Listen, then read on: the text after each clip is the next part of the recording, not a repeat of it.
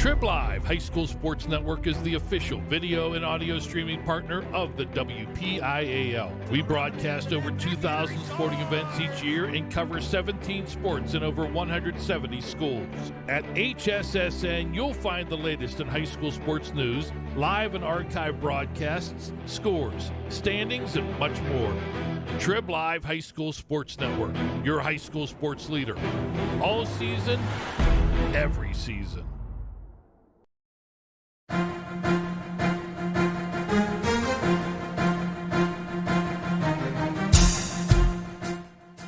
This is the Lawrence County SportsNet, powered by LCAP. Gold heading back to Lawrence County. Your home for the County of Champions. Swing and a miss! A no-hitter in the WPIAL championship game! The Mohawk Warriors have knocked off the four-time defending champion and are champions again. The Shenango Wildcats are the WPIAL champions! Elwood City, WPIAL champions for the first time in school history. Cox with it. Cox all the way in the jam again. The Red Hurricanes storming their way to another title. Swing and a miss. A one-hit masterpiece. Turn. Vegas and Maples keeping themselves coming near side. Can they hit him?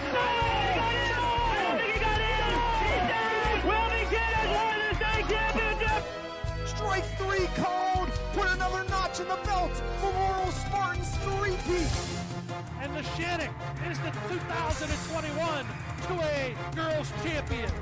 Your voice for Lawrence County sports. The gold ball headed home to Newcastle. This is the Lawrence County SportsNet. Coming to you live from North Allegheny High School, it is Class 2A PIAA semifinal baseball time. Here on the Lawrence County SportsNet, powered by LCAP, as the WPIAL gets a rematch from the district semifinals to the state semifinals as the Neshannock Lancers take on the Burgettstown Blue Devils. Today's broadcast is brought to you by Diagnostics Direct Incorporated, by Mark Walzer and Keller Williams Realty. Today's broadcast also brought to you by Maley Chiropractic, by Luxembourg Arbit Kelly and George, by The Red Zone, by the Crane Room Grill, by Pontius Insurance, by Something for Your Wall Photography, by the Tri-County Principals Association, and by the Lawrence County Community Action Partnership. Kim Continenza alongside. I'm James Dotson. Dom Summers, our producer extraordinaire, here for today's game. Captain's meeting behind home plate.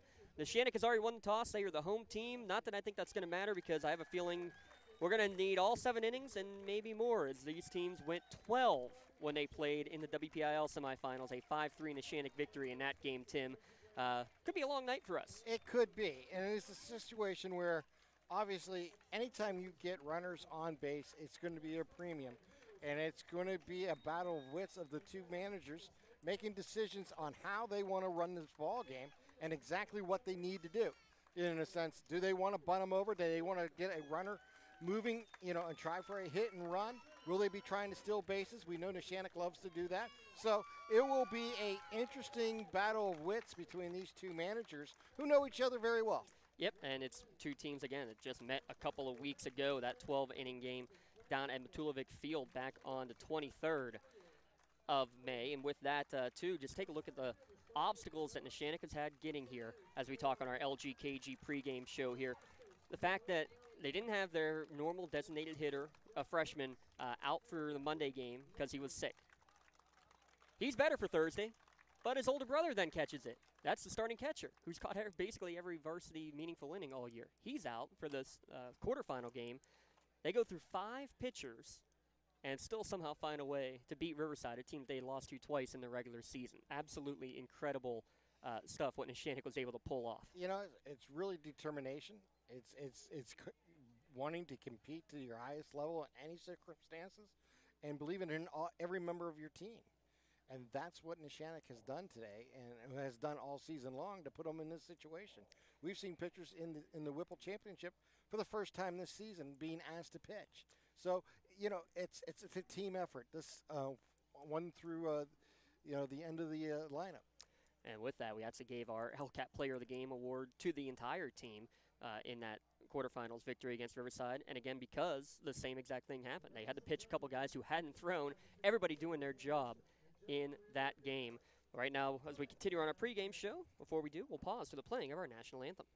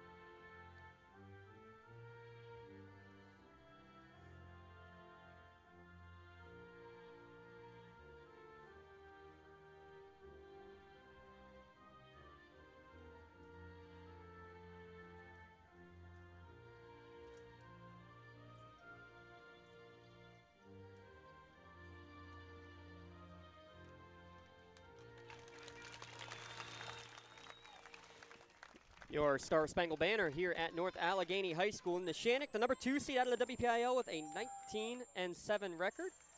Burgettstown, a 16-5 record. They were the 4th place team out of District 7. Their path here to today's game. Okay, making sure that wasn't us with the feedback in the background. Oh, see, I thought it was us. Neshannock defeated West Middlesex 4-3 and then defeated Riverside 5-4 in 11 innings in that game. Burgettstown, defeated the champions out of District 9 Johnsonsburg by a 6-5 scoreline and then defeated Red Bank Valley 6-4. So 2 teams that have played in 2 close games to get to this point here in the postseason. Yeah, and you expect that, especially in a state tournament like this. You know both teams are very good and have the ability to be in any ball game, especially when you have the starting pitcher that both these 2 teams have. So you expect that type of a close game. Sometimes you get a slug out, but most of the time you're going to get a game just like that, 5-4, 6-3, those type of scores this time of the year. And that's why I say runs are going to be a premium. When you get someone on base with less than 2 outs, how each team manages that scenario is going to be a big part of tonight's storyline. And it'll be interesting to see how each pitcher handles that in Sebastian Corio and Klodowski. So we'll have to see exactly how both of those 2, handle the pressure of a state semifinal.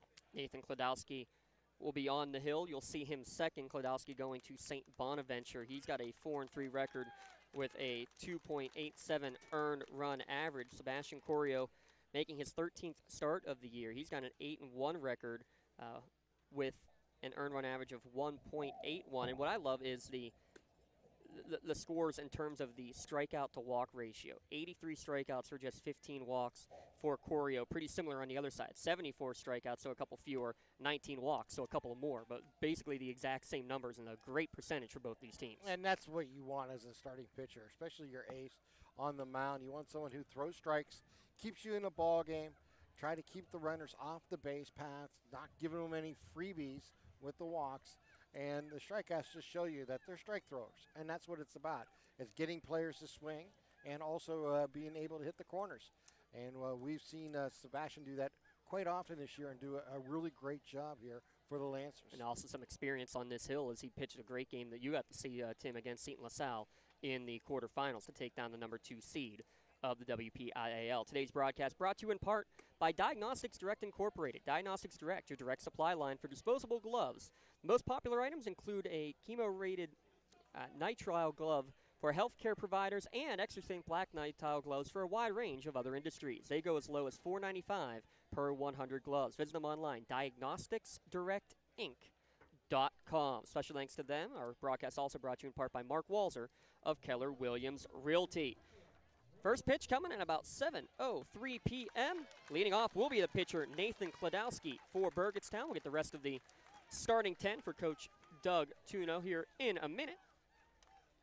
Klodowski, the pitcher to lead off. Center fielder Eric Kovac will bat second. A.J. Kozier, the catcher, hitting third. First baseman Andrew Bradle in the cleanup spot. Left fielder Brody Kuzier, the sophomore, hits fifth, followed by second baseman Lake Lounder. Designated hitter Manich Gretchen, Sam Elch, the third baseman, and Jackson LaRocca, the shortstop, round out the 9 in the batting order. Nate Kodhoch is in right field for the Blue Devils. Trip to Happy Valley on the line. First pitch breaking ball swung on and golfed into left field for a leadoff single right at 7:04 p.m. That's a good start for the Burgettstown Blue Devils. Yeah, got one right over the middle of the plate and put it right between the 5 and 6 hole in the infield, and simple as that. They get the leadoff runner on board. We'll see how the Blue Devils handle that with their starting pitcher at first base. Podolsky on. He's a 600 hitter, so not surprised as the leadoff guy getting on base. Eric Kovach will now step to the plate. He squares the bunt, pulls back, called strike on the outside corner. Kovach, a .257 hitter on the season. Corio sets, long pause, now delivers. Again, a squared up bunt, pulls back as this one misses high and tight. Evens the count at 1-1. Yeah, it's nice to go inside there just to keep the batter honest. As he's looking to square the bunt, you want to check the runner, but the out if your Corio is at home plate. Squaring again, and he offered it this one. Gets away from Rin. He's able to track it down. 1 ball, 2 strike the count. Yeah, he went after one outside. I think he was determined to try to lay it down because it was a low pitch. But it was actually closer to the left side batter's box than it was home plate. 1 ball, 2 strike to the number 2 hitter, Kovach. High 2-2 the count. The outfield from left to right. Luke Leese, Dom Cubelis, and Josh Pallarino. Colton Schaefer at third, Jack Leese at short, J.R. Prosson at second, Gio Valentine at first base, Nate Rind, the junior, behind the plate for Corio, who delivers this 2-2 pitch. Just barely misses Kovach on the inside corner, and the count runs full. Hey, he's been missing inside, high and tight. He did throw that breaking ball on the outside. Let's see if he tries to throw another breaking ball here and see if he gets him to chase. Payoff pitch, runner stays. This one's popped up on the right side of the infield. Prosson's going to settle under it, drift over, and make the catch. Right, basically in the normal second base position for out number 1. He was cheating towards second in double play depth. A.J. Kuzier, the catcher, has a team-high 35 RBI on the season, coming to bat with 1 down.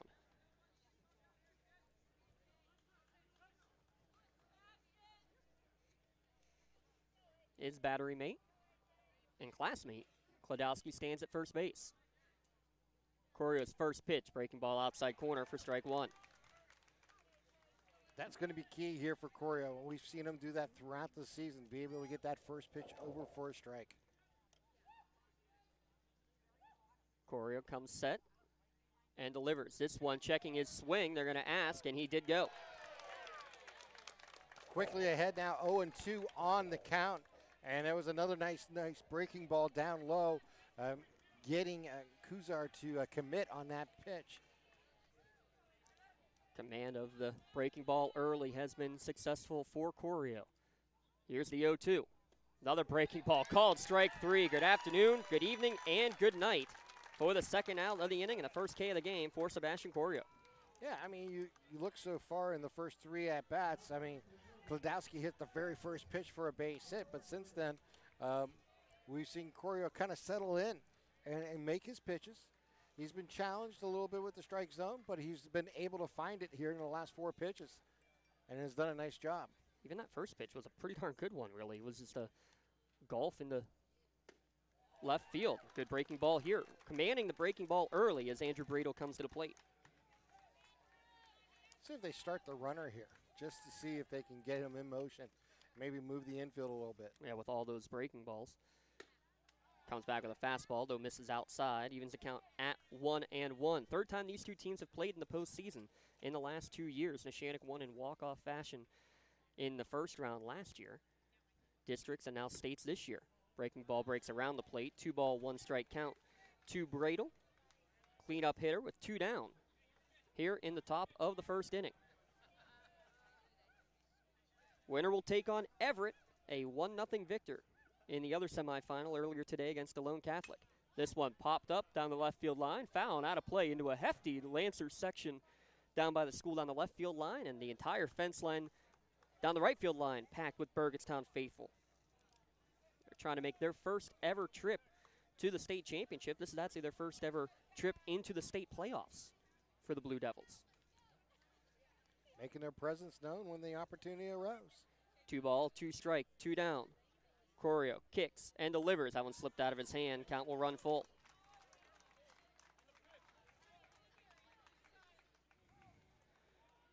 Now you know Klodowski will be off and running. Yeah, I was going to say this is a really important pitch here because that's one thing you want to do is give up a free pass and put a runner in scoring position.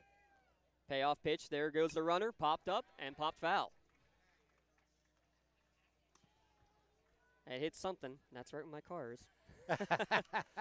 I didn't look. I didn't want to look. I'm too far away for that to happen. We'll do it again. Payoff pitch coming to Andrew Bradle. Swung on and missed. Back-to-back strikeouts. To end the inning, after the leadoff single, that runner stranded at first base. Burgettstown 0. Neshannock coming up to bat here in the Class 2A state semifinals. Brought to you in part today by Mark Walzer of Keller Williams Realty. Mark Walzer gives Lawrence County, he serves Lawrence County and surrounding areas full time. If you're looking to buy, sell, or invest in real estate, give Mark Walzer a call, 724-730-8813. Or you can see his latest listings by visiting his Facebook page, Mark Walzer, Keller Williams Realty. Thanks to him and Diagnostics Direct for their support today of Lawrence County athletes at lcsportsnet.com. And with that, we can look at the starting lineup for the Neshannock Lancers under third season, second year head coach. I always say that backwards. It's his third year, second year. season. Yes. Eventually, we'll just forget about just say about second that. season. Second full season at the helm for Coach Q. Leading off is his senior right fielder Josh Pallarino. Batting second, a little bit change here. Third baseman Colton Schaefer. The catcher Nate Rind will hit third, and in the cleanup spot is designated hitter Grant Melder. Center fielder Dom Cubelis hitting fifth.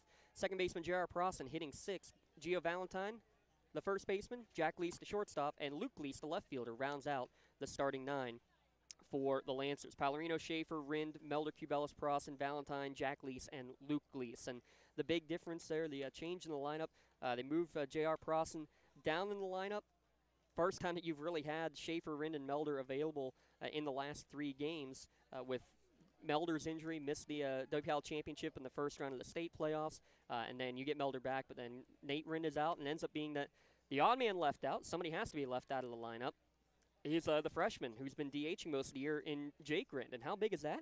He's the one who had the game-winning RBI in the 11th inning of the game against Riverside. So you got to make a choice. Yeah, you do have to make a choice, but more than anything, it gives you a really interesting, pinch-hitting opportunity throughout this ball game when scenario arises.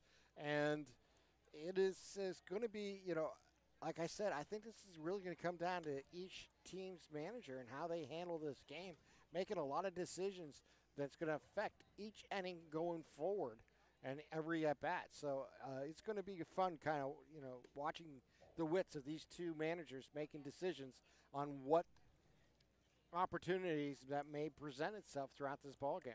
Taking a look at the defensive alignment, Brody Kruger, Eric Kovac, and Nate Kotoch in the outfield from left to right. Sam Ellick, Jackson LaRocca on the left side of the infield. Luke Launder, at second base. Andrew Bradle at first base. A.J. Kruger behind the dish. And Nathan Klodowski, a 4-3 record for the senior. Has a no-hitter to his record this year. 74 strikeouts and 19 walks on the season. Winner will take on Everett, which is interesting because Everett in softball was on the western half of the bracket, but in baseball is on the eastern half of the bracket. So Laurel's already played Everett in softball. Neshannock hoping they can be the second Lawrence County team to face the team from Everett. Pallarino first pitch squares the bunt and fouls it back. If you're an Everett fan, you traveled the state really well this past couple weeks. Yes, you have.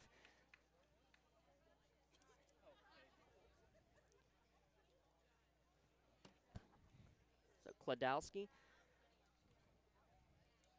has an interesting storyline of how he got to this game as well. We'll discuss that throughout the course of this game. He winds and fires. Breaking ball, catches the inside corner. 4 strike 2. Has a real good slider, does Klodowski, and he's pitching on 3 days rest. So he pitched not in the first round, but in the quarterfinal game of the PIAA tournament.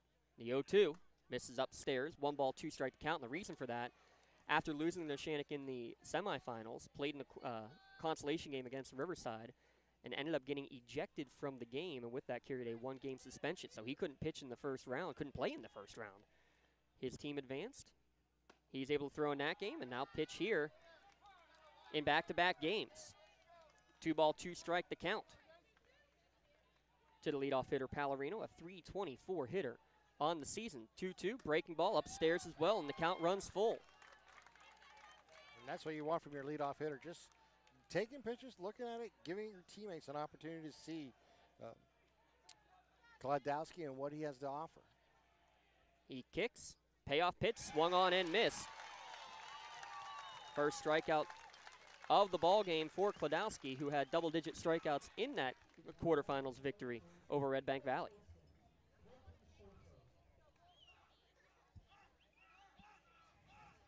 But yeah, if there's a bright side, it's that your leadoff guy got to see 6 pitches. Exactly. Now brings up Colton Schaefer. He was cleanup hitter, leadoff hitter, 3-hitter. Why not move him to the 2-hole for the state semifinal? When you're swinging a bat like he does, you really utilize him in different positions, and you can see what Coach Q has chosen to do that, and try to put his bat in the best situation throughout a ball game. 1-0 the count. Breaking ball misses outside. 2-0 the count. I'll tell you what, I'm seeing a lot of motion from Klodowski. As soon as you bring the hands together and pull them apart like that, you could end up calling some of those a balk, in all honesty, if there was anybody on base. And there doesn't have to be anybody on base.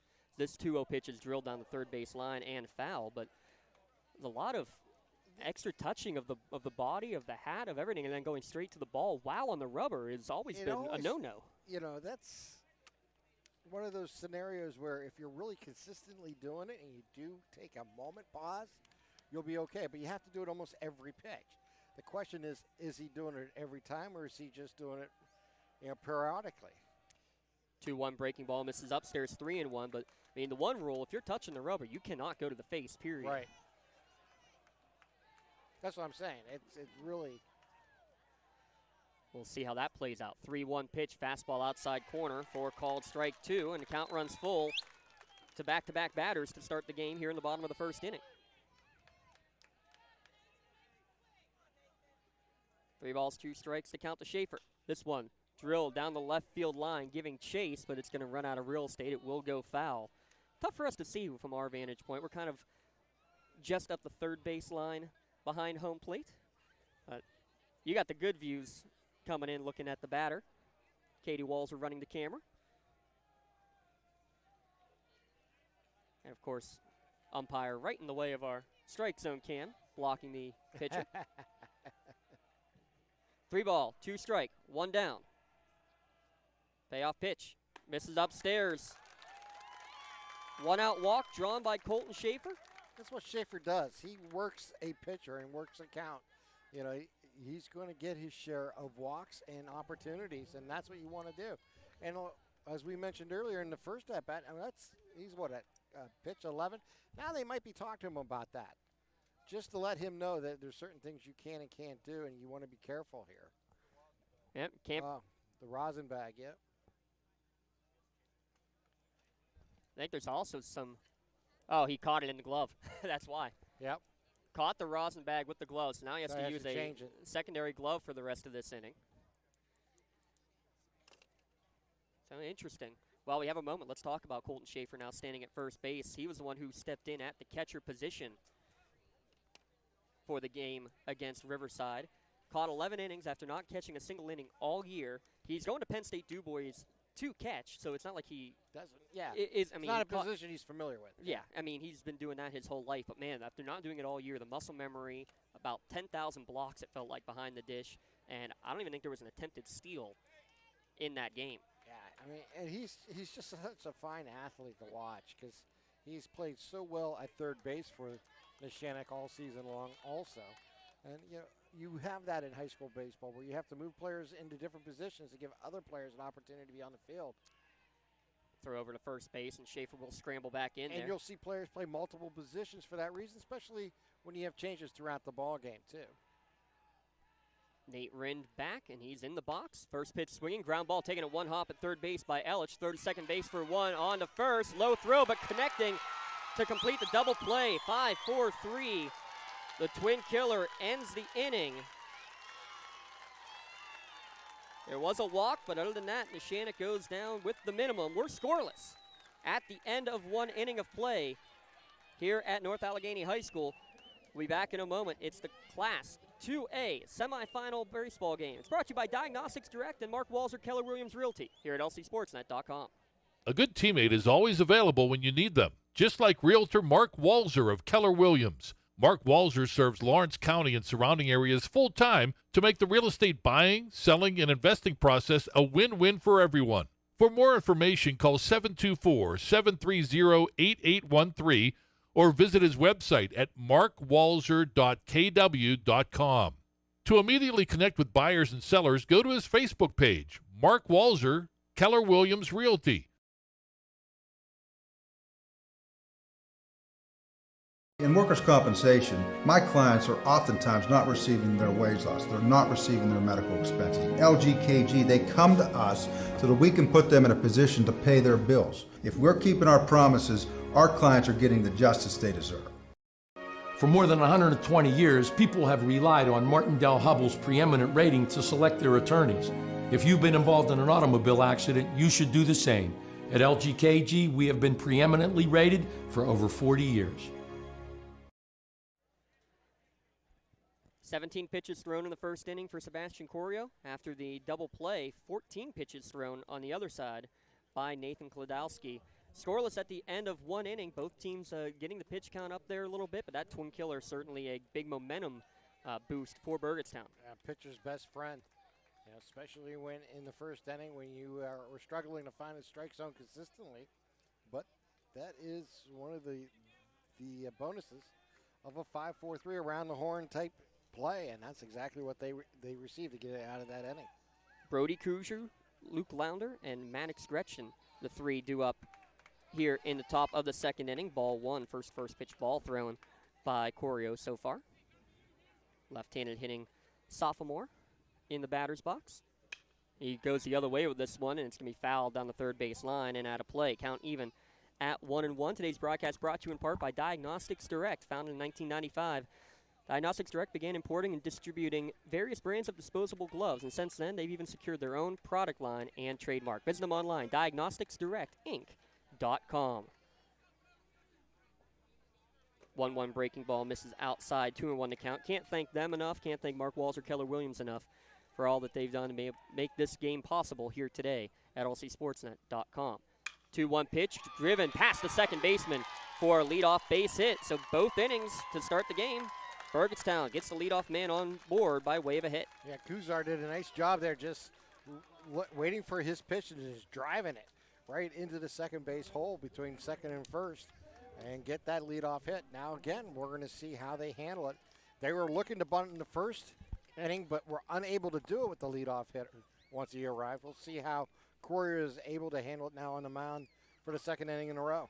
Burgettstown had 12 hits in 12 innings. They do square to bunt right back to Corio, and he's going to get the easy out at first base. No one covering third. They're going to try to go first to third, and the throw's going to come in late. That's just great base running. That is absolutely great base running, understanding the situation. They got the bunt down, and Corio never looked at third base at all to see if anybody was going to be there. Had plenty of time through to first.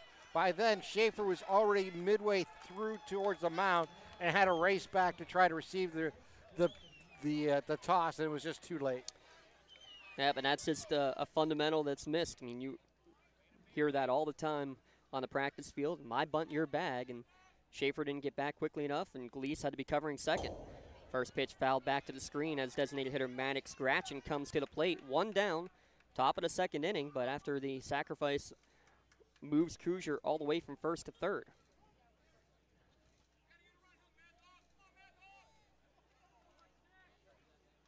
Throw over to third base, back in time. Over at third is the base runner, Kuzier. Junior Maddox Gretchen, a 182 hitter on the season. We know he's a strikeout artist in Sebastian Corio.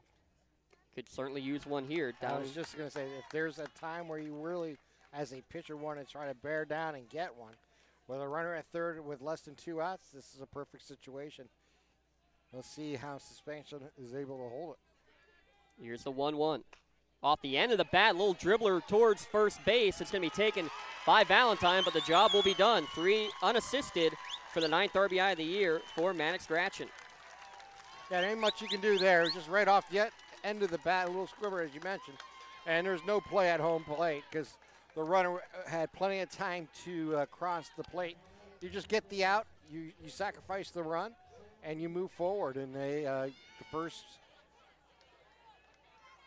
run aboard goes to Burgettstown. First pitch misses upstairs to the freshman third baseman, Sam Ellich, who set up the double play to end the bottom of the first inning.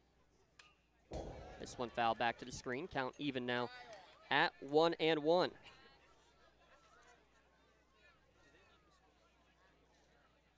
Nah, they didn't put it up. High fastball. Just misses. 2-1 the count. Yeah, they haven't put the score up on the board yet. There it goes. Yeah. 2-1 the count. Fastball swung on and missed by the freshman, a .220 hitter on the season coming into today's game.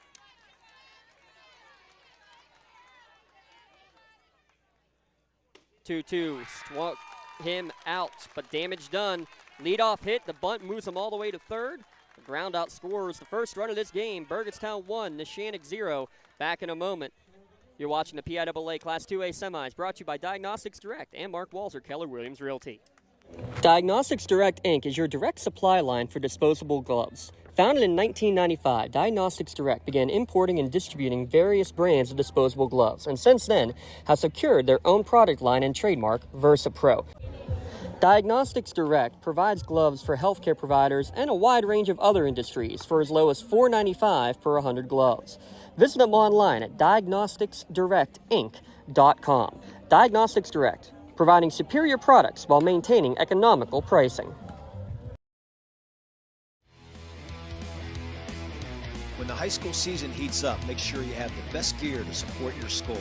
Head to the Red Zone on Wilmington Road in Neshannock for all your county sporting apparel needs. From sporting goods to custom apparel to embroidery and more, the Red Zone has it all. Quality gear for all 8 schools in the County of Champions. Stop by and enter the Red Zone or visit them online at theredzonesports.com. Score big at the Red Zone.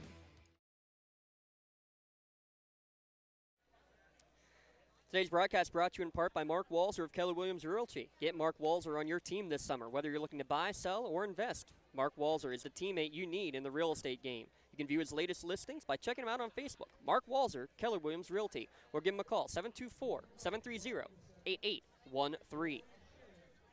4, 5, 6 hitters, Melder, Cubelis, and Prosson due up for the Lancers in the bottom of the second inning. And if you're a Neshannock fan, you're hoping they do exactly what the softball team did after falling behind. Came back with a 6-run 5th inning. Did the Lady Lancers in their victory over Laurel. They're heading to Penn State. Boys team trying to join them. That's what you want to do. Anytime you can put a 6 spot on a team, especially in a tournament like this, that is a huge inning. And congratulations to the softball team for what they have achieved again. 1-1 to count coming to Melder. Swings through this fastball. 1 ball, 2 strike to count. 13-6 that victory. It has been an impressive year for the athletics here for the Lancers programs. Yeah, no kidding. You have a state championship already in basketball, in competitive spirit, WPIAL championship in softball. Yeah. 1 ball, 2 strike to count. This ball grounded past the third baseman for a single. Rounding first hard is Melder. He's going to take a wide turn, but it looks like he's going to hold at first base with a lead-off single. Yeah, it's good to see Grant back in the lineup here again after that injury, and you can see what he means. He lengthens the lineup. We talked about earlier how the other run was not able to play because of that. And you just need to have players in the thing, but it gives you a lot of opportunities to make changes. And then now we'll see how Coach Q handles it when he gets a leadoff runner here in the second inning. Have a conversation as Kujar goes out to talk to his classmate and his battery mate there on the hill. With a lefty at the plate, this should be an interesting scenario here. If they choose to throw over first here. It is a bang-bang play, but barely getting back in there. Great move Klodowski has. And he's just got warned. He said something. Yeah. And there you go. I mean, that's what happened in the consolation game. The umpires aren't going to have any of it.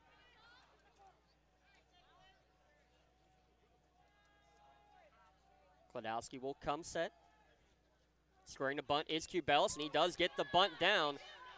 Only play is the first. Sacrifice executed perfectly. 1-3 for the first putout. Advances Melder to second base. And that's exactly what you wanted to do there, as they'll bring up Prosen, having an opportunity with runners in scoring position here. And this for the Lancers. This is where you hope your senior steps up. He's been the number 2 hitter basically all year, has J.R. Prosen, but now he's going to go down here as the 6th guy, and an RBI chance here. Yeah, make Coach Coug look real good with his new lineup, right? That it sure would. So 1 down, runner in scoring position. First pitch on the swing, they're going to say strike 1 to Prosen, a 250 hitter on the season. Yeah, he committed on that one. There's no question.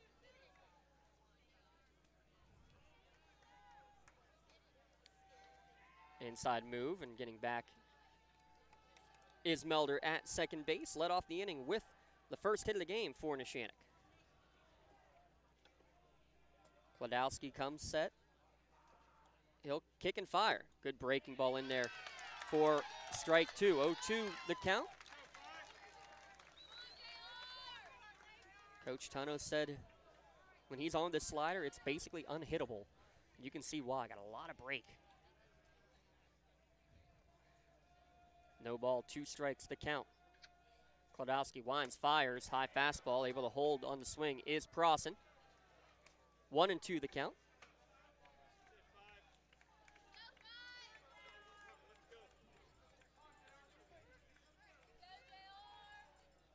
Melder, tying run at second base here in the bottom of the second inning. Prosen going to continue his career at St. Vincent College, doesn't want it to end yet. His high school career, that is. Foul back and out of play. Count remains 1-2. Well, with 1-2, as we've seen there, he kind of shortened his swing a little bit, just looking to make contact, especially on a pitch that he can't really drive. That's just smart at bat here by JR, and hopefully it will give him an opportunity here to see a pitch that's more to his liking. 1-2 the count. Another inside move.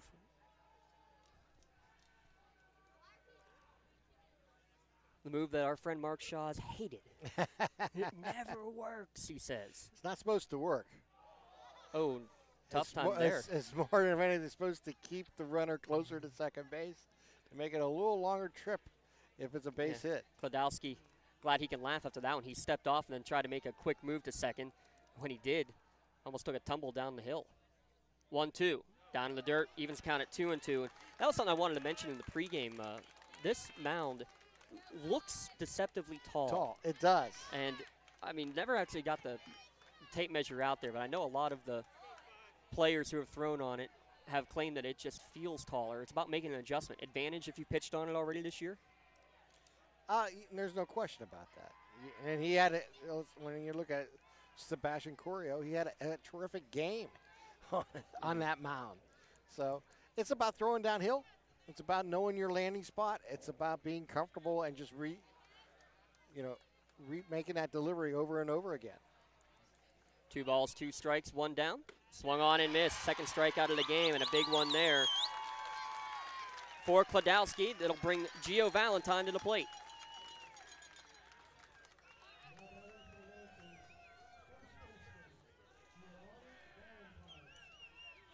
The sophomore's already had a fantastic season on the ice. Late comer into the baseball season. Had a 2 RBI single that ended up giving Neshannock the lead against West Middlesex in the 6th inning. That was in the first round of the playoffs. Here in the semifinals, Valentine watches a first pitch breaking ball for strike 1.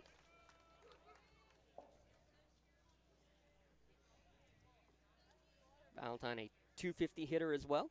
Swings through this off-speed offering. Very deceptive is that breaking ball from Kladowski. He seems to find his zone here in the last about 5 or 6 pitches where he looks more comfortable on the mound, and he seems to know exactly what he wants to do, changing speeds and location. The 0-2. Swung on and missed, and Valentine's going to be out on the tag to complete the strikeout. After the leadoff single, sacrifice, and a pair of Ks ends the inning. Burgettstown 1, Neshannock 0. We'll be back in a moment. You're watching the Class 2A state semifinals, brought to you by Mark Walzer, Keller Williams Realty, and Diagnostics Direct here at lcsportsnet.com. A good teammate is always available when you need them, just like Realtor Mark Walzer of Keller Williams. Mark Walzer serves Lawrence County and surrounding areas full-time to make the real estate buying, selling, and investing process a win-win for everyone. For more information, call 724-730-8813 or visit his website at markwalzer.kw.com. To immediately connect with buyers and sellers, go to his Facebook page, Mark Walzer, Keller Williams Realty.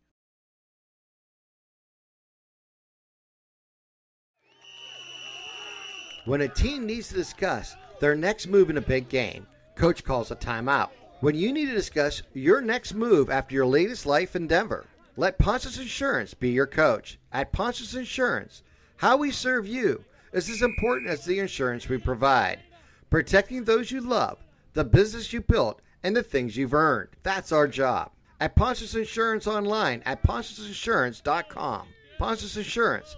Love the life you live. 1-0 Burgettstown with the lead. 9-1-2 hitters coming to the plate. Top of the 3rd inning. That means time to flip-flop some roles. Here's my broadcast colleague Tim Continenza to take you through the middle 3. All right, thank you, James. As Corio will deliver from the mound here to start the 3rd inning. That'll be inside and low, ball 1. Sam Ellich, the 3rd baseman, at the plate. Oh, excuse me. It's Jackson LaRocca. I'll fix you up there. All right. We'll work on that in a second.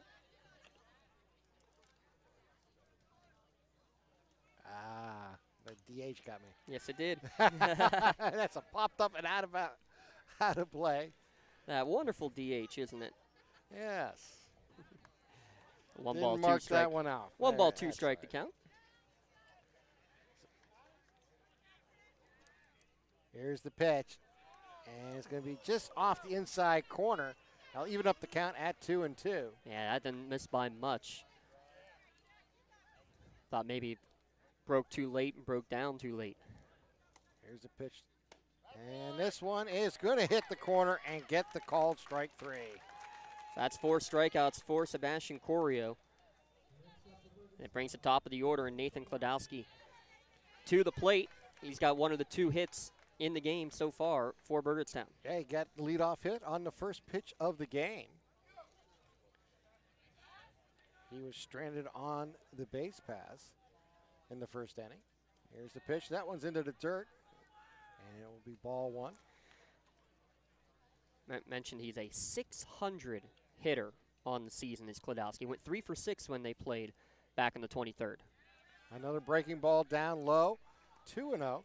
You can see Corio going with the off-speed pitches here to Kladowski, who obviously has been very successful with the fastball. And this one goes inside, I think it got him. Yes, it did. So he'll hit him by a pitch, and they'll put him back on first base here with 1 down here in the 3rd inning. Yep, just grazed him. Looks like he'll be all right. That's good news. That brings Eric Kovac to the plate. Kovac popped up to the 2nd baseman in the 1st inning. Batting from the right side. So check on the runner at first. Here's the pitch. On the inside corner for a strike. And Corio quickly up. No balls, 1 strike. One down here in the third. Here's the pitch. A swing and a miss, strike 2. Yeah, good pitch there. Got Kovac way out in front. Man, I'll tell you what, when Corio is in the groove, he's feeling it. Man, he works quickly. He knows what he wants. He gets right in there, gets ready for the next pitch. He works from the the first base side of the rubber. There's the pitch. And that one will be down low, bounced in at the plate. Makes it 1 ball, 2 strikes. Good block behind the dish by Rind. Good to see him back. Here's the pitch. And just on the outside, didn't get him to chase. He'll even up the count at 2-2. Sebastian Corio looks into Rind for the sign. Kladowski at first takes his lead. Here's the pitch. Pops it up. It's going to be right field and foul. And out of play, and we'll do it again here at 2-2. So here's what's crazy. When you play in a 12-inning game, I mean, there's a lot of crazy stats, but here's one that really got me in that first game. Everybody on the Burgettstown lineup who had a plate appearance, and every starter for Neshannock except for Grant Melder, struck out at least once in that game. Here's the pitch. Just missed. They'll bring it out to 3 balls, 2 strikes with 1 down, runner at first here. Yeah, Rind must have been set up outside because that did not miss by much. So the payoff pitch coming with runner at first here from Sebastian Corio. No, he'll throw over to first. Keep Kladowski close. And he'll get back on the mound, and we'll do it again here. He'll check on the runner. Here's the pitch. Pops it up. Shortstop side, and making the play is Gleese, and it's 1 down, or excuse me, 2nd out of the inning. Yeah, really weird sky right now. I mean, we're in a tough position with the fence in front of us and everything too, so really tough for us to find it. But you know, plus they got the lights on. So yeah, the lights are on. There's still a bright sky, but just that.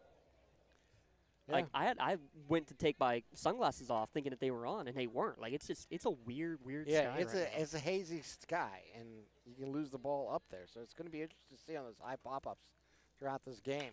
Ground ball to third and into left field for a base hit. So I'll move runners to first and second as A.J. Kozenar gets the base hit. Let's see if we have a runner for the catcher, Kuzier. Yes, we do. That's number 4 running out there. That's James Lewis.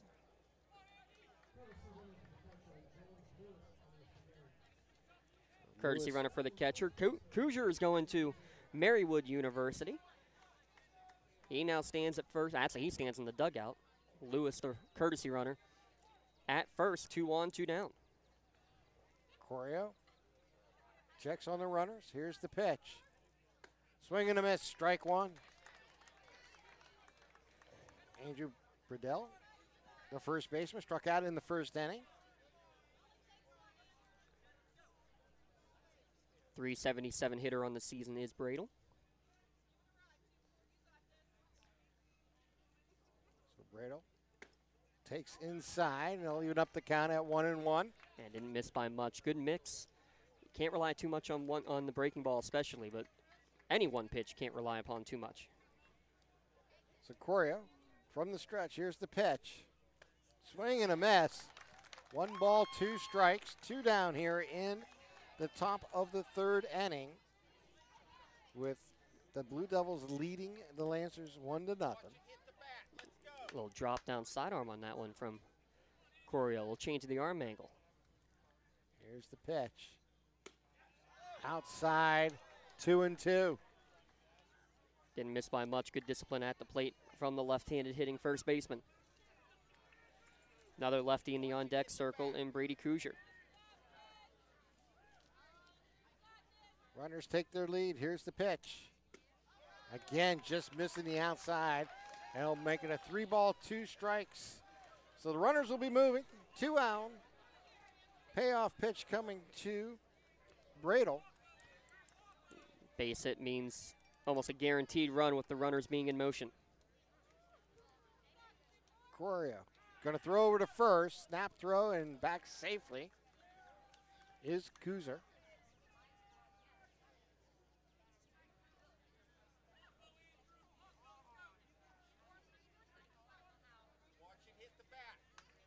Corio with the pitch. And hits the outside corner, called strike 3 to get his team to the dugout and keep this a 1-0 lead here for the Blue Devils as they lead the Lancers 1-0. We play 2.5 here from North Allegheny. And it's time for the Maley Minute. And Yes. Why don't we spend a minute just talking about what a great game we got to see up at Westminster College. First off, can we say how glad we are that we had that back at Westminster College again? Yes. There was talk that it probably wouldn't happen, but really glad it was, because that's a great venue and a great site. And man, the bats were aplenty for both teams. But I just want to talk about the bottom of the fourth going into the top of the fifth. Going to the bottom of the fourth, Laurel is down 2-1. They put a 4 spot on the board, topped off by the pitcher Autumn Boyd getting a 2-run double to make it a 4-2 advantage. Actually, that made it a 5-2 advantage, at that point. Neshannock, probably the largest deficit they'd faced all year, we would think, Tim. They come right back. First batter gets out, second batter gets on base, gets to second on a pass ball, rounds second, does DiMuccio, throw behind her because she rounded so far. She just continues on to third base. She scores on a ground out on the next play, so 2 out. Here's what the next batters did. Erilyn Nogue hits an inside-the-park home run off the fence. Her first home run of the year, by the way. And it was a legit inside-the-park, no doubt about it, no question of an error. Next 2 batters, both single. Fly to center field, a ball that was in the gap, a tough play, but one that probably should have been caught. Falls to the ground. Both those runs score. Next 3 batters all get on base. 2 more runs score on passed balls. And before you know it, it was what was a 5-2 advantage turned into a 7-5 deficit. Actually ended up being an 8-5 deficit at the end of that inning. You pull the starter from the game. Neshannock puts another 5 spot up in the 7th inning and end up getting the 13-6 victory to send themselves back to Beard Field at Penn State for the first time since 2013 and the 3rd time in program history. Something about the girls program in state finals. Something just adds up there in Neshannock. There's no question about it. But you know what? This is just determination. It really comes down to it. We've seen some of those young ladies play different sports throughout the year, both in volleyball and basketball and now in softball. I'm not surprised. They have a they just never give up attitude. It's phenomenal. They don't get down. They play hard, and they find a way. And that's what they did today at Westminster. They found a way. They sure did. And happy birthday to Grandma of Nalia and Erilyn Nogue. She got to join in for the picture for our play and player of the game photos. How about that? There's your Maley Minute brought to you by Maley Chiropractic, keeping you in the game as we keep you in the game with the Lawrence County softball. Glad we had those 2 teams be able to play in the state semis. And the second pitch is going to be over the corner for a strike to even it up at 1-1. Gleese, Pallarino, the 3-2 up here in the inning for the Lancers. There's Jake Gleese, followed by Luke Gleese. Here's the pitch. That's going to be low.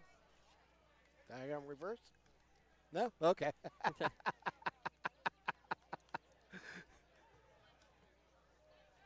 Oh, Jack. Jack is in the box, as they would say. Yes. See, that right there, that should be a balk immediately. You can't go to the face of the hat while you're touching the rubber. Yeah. Unless that is a brand new addition to the rule. Well, neither umpire, none of them are questioning it. So obviously they're going to allow him to do it. Yeah. I mean, it's as simple as that, because they would at least notify the pitcher that, you are coming close to that scenario.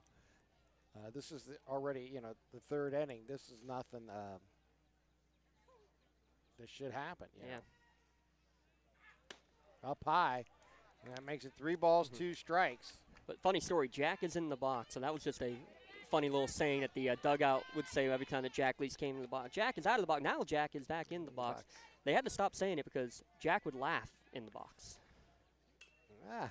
Just like it's supposed to happen, right? I mean, he fouls that one off, and he fouls it off his foot, I believe. And, foot, shin, something. Yeah. to have to shake that one off here. And we'll do it again at 3-2. That's still a good leadoff if you're going to see 7 pitches in the first at-bat of the inning. That's something that Neshannock has done in each inning so far, is have worked Kladowski's pitch count. No change balls here after that foul ball. Jack Gleese, a .315 hitter, one of the other quadruplets. Luke Gleese in the on-deck circle here in the bottom of the third.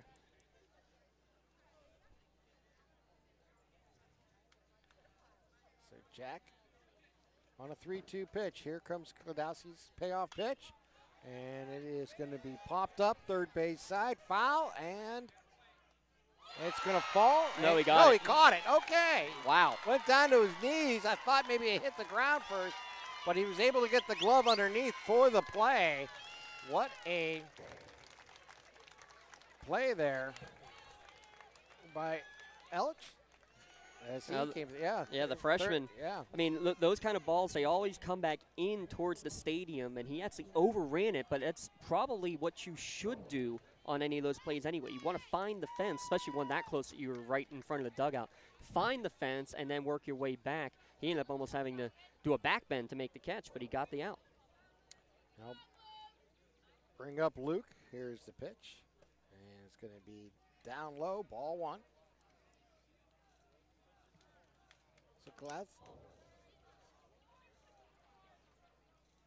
Kladowski has done a nice job here. He's maybe fallen behind his hitters, but he's been able to battle and get the outs when he needs them. Yeah, the Grant Melder leadoff single in the second, the only hit of the game. Yeah. So here comes the 1-0 pitch. And that's going to be over for a strike with the fastball. 1 ball, 1 strike, 1 down here in the bottom of the third. But for the most part, though, Tim, they're doing a good job of seeing good counts out of Lancer batters. And that's down low, 2 balls, 1 strike. Yeah, and again, with the 105 pitch count, you want to get him, kind of working every inning, working hard and seeing if you can to possibly. There's a pop up third base side again, foul territory, and that one is going to run out of play. And we'll do it again here at 2-2. But every pitch adds to his account, and more than anything is you're giving the opportunity as this game gets longer to potentially have a big inning against a pitcher like that, who's working so hard each inning to get each out. Kladowski with the 2-2 pitch. Gets the inside corner for strike 3 called. Yeah, great breaking ball. Just absolutely froze Luke Gleese. 2 up, 2 down. And it brings top of the order Josh Pallarino up to the plate. Third strikeout of the game. Josh Pallarino struck out to lead off the game. I got 4. 4. You're right. I misread it. Yep. Okay. Yep. There's 4. And that's why we bring 2 of us. Well, we try to. Yep. Well, we tried to last time we were here in North Allegheny. That worked very well. I was down at the softball game much longer than anticipated. So the lefty steps in with 2 down. And he gets a ground ball towards second base. Fielded there. Flip over for the out. And we have played 3 here in North Allegheny for the state semifinals. You're listening to the PIAA Class 2A semifinals, brought to you by Diagnostics Direct and Mark Walzer of Kelly Williams Realty. Diagnostics Direct Inc. is your direct supply line for disposable gloves. Founded in 1995, Diagnostics Direct began importing and distributing various brands of disposable gloves, and since then have secured their own product line and trademark, VersaPro. Diagnostics Direct provides gloves for healthcare providers and a wide range of other industries for as low as $4.95 per 100 gloves. Visit them online at diagnosticsdirectinc.com. Diagnostics Direct, providing superior products while maintaining economical pricing. Whether you're hosting a big party, it's family dinner night, or you just need a place to go and watch the big game, the Crane Room Grill is the place to be. Need that something special for your upcoming event? Ask about the CR Brewing Company's custom brewing options to give your big day that personalized touch that your guests will never forget. Visit craneroom.com to see their full menu, or call in your takeout order now at 724-656-1553. The Crane Room Grill and CR Brewing Company, a winning combination.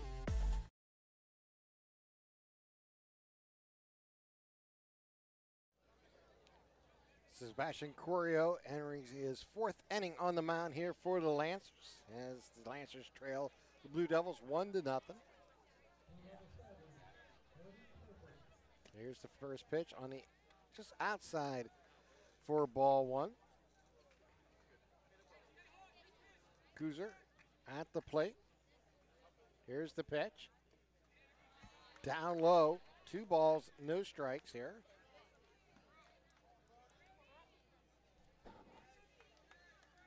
Sebastian Corio from the windup. Here's the pitch on the 2-0. Popped it up, foul. And it looks to be out of play, and it is. Moves the count to 2 balls, 1 strike here on the left fielder. The lefty at the plate. Corio on the mound. Gets the sign, and they're going to have timeout as the batter will step out.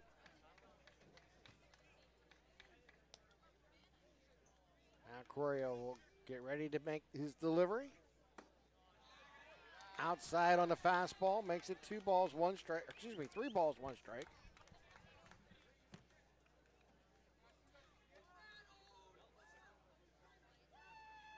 Here's the pitch. Finds the inside corner for the strike there, and to bring it 3 balls, 2 strikes. Here to Brody. The lefty. Righty versus the lefty. You're on the 3-2 pitch with nobody out. Up high, he walks him for the first free pass of the game here for Sebastian Corio. Burgettstown has been very effective at getting that leadoff man on base, though, here, Tim. Every inning? Three of the 4 innings. Yeah. In the third, it was a 1-out hit batsman. Luke Launer at the plate now with runner at first. Safe will sacrifice Kojer over again like he did in the second. He shows bunt, and he gets it up. It's a pop-up bunt, but it hits the ground. Corio will throw to first. They'll make the tag at first base for the out. As Valentin made a nice play on that ball and made the tag to record the out. Hey, huge credit to Brody Kuzier. It was tough to see on that, but because he saw the ball in the air, he froze for a half second. There was a chance that Corio could have made the turn and gotten the lead runner at second base, but I'm always fine of making sure you get the definite out on the play.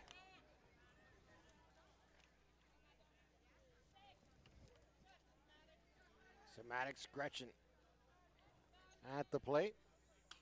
And foul ball straight back. Gretchen, who had the RBI ground out, the only run of this game so far here, Tim. Kladowski's thrown 41 pitches. Corio just threw number 60, so pitch count definitely in advantage of Burgettstown, too. The 0-1 pitch. Pops it up.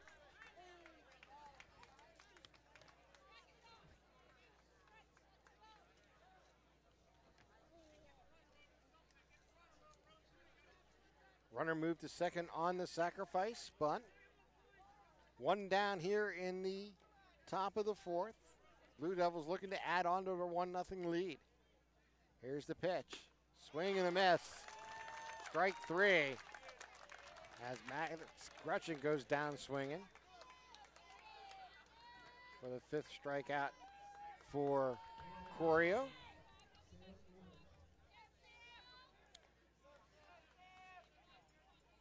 Sam Ellich at the plate. Third baseman struck out swinging in the second inning.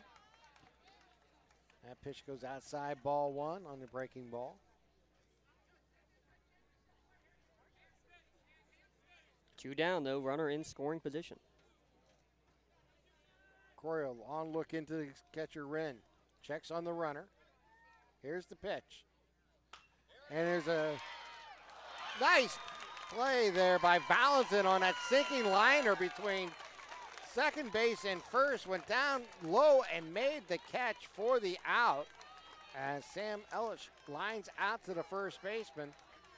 And no runs, one hit, nobody, one left on here for the Blue Devils as the Lancers trail 1-0 here as we move to the bottom of the fourth. Just like going to the doctor, our homes need a checkup too. If your home is not properly weatherized, you could be at risk for symptoms that cause unhealthy ailments and higher utility bills. The Weatherization Assistance Program is the key to reducing utility costs and increasing comfort in your home. Services include an in-home energy audit to inspect your furnace and hot water tank, check for air sealing around windows and doors, and ensure adequate insulation and ventilation. Learn more at lcap.org or call the Department of Healthy Homes to get your checkup today. When the high school season heats up, make sure you have the best gear to support your school. Head to the Red Zone on Wilmington Road in Neshannock for all your county sporting apparel needs. From sporting goods to custom apparel to embroidery and more, the Red Zone has it all. Quality gear for all 8 schools in the County of Champions. Stop by and enter the Red Zone or visit them online at theredzonesports.com. Score big at the Red Zone. As we move to the bottom of the fourth inning, it's 1-0 Blue Devils leading the Lancers here.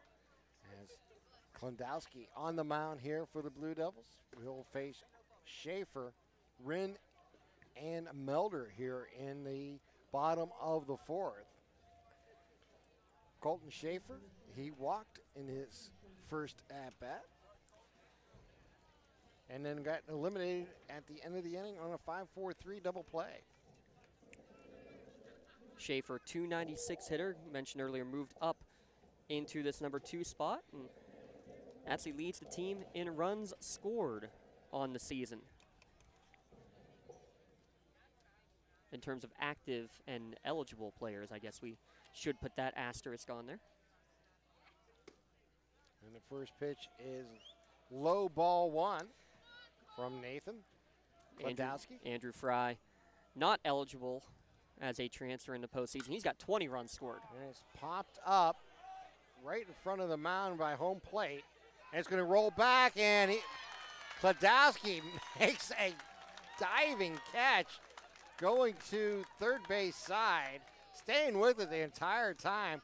As we mentioned, this guy's kind of difficult to pick up the ball, and I think Klondowski had trouble finding it to the very last moment. And Kujar, I don't think ever saw it. I mean, he's given a big sigh of relief. And it's like he did exactly what he's supposed to. He looked up, didn't throw the mask till he could find where the ball was, and never saw it. This is a very hazy sky, and with the lights on, probably not helping too much right now. But any ball in the air is going to be an adventure. So that will bring up Wren, as Schaefer popped up to the pitcher. That pitch on the outside corner for a strike. Here's the pitch. Swing and a miss. And quickly, Klondowski ahead 0-2 here with 1 down here in the bottom of the fourth inning.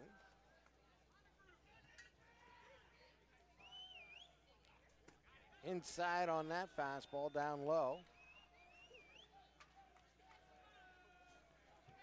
1 ball, 2 strikes, nobody on. Rende, 260 hitter. Not a bad idea to step out there, trying to slow down Klondowski, who's kind of found a little groove here recently. And that ball's in the dirt and bounces away to even the count at 2-2. Our assistant is telling us we need to give a quick read here. Mark Walzer serving Lawrence County and surrounding areas. Mark Walzer, Keller Williams Realty. Give him a call if you're looking to buy, sell, or invest in real estate. 724-730-8813. Here's the pitch. And that's going to hit the outside corner, call strike 3. Nate Wren goes down. Strikeout victim number 5 of the day for Klondowski. 2 up, 2 down. Grant Melder with the only base hit of the game here for the Lancers. And since his last at bat, it's been 8 straight retired by Klondowski.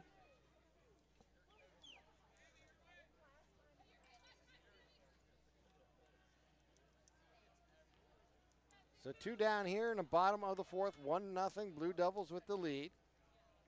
Here's the pitch. That's going to be down low, ball one. We're going to start keeping tally of how many balks are being let go.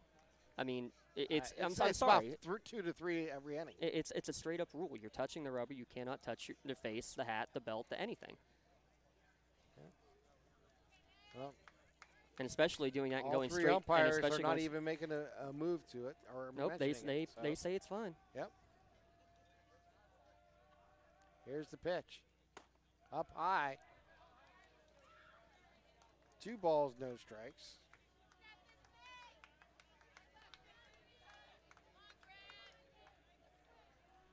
So Melder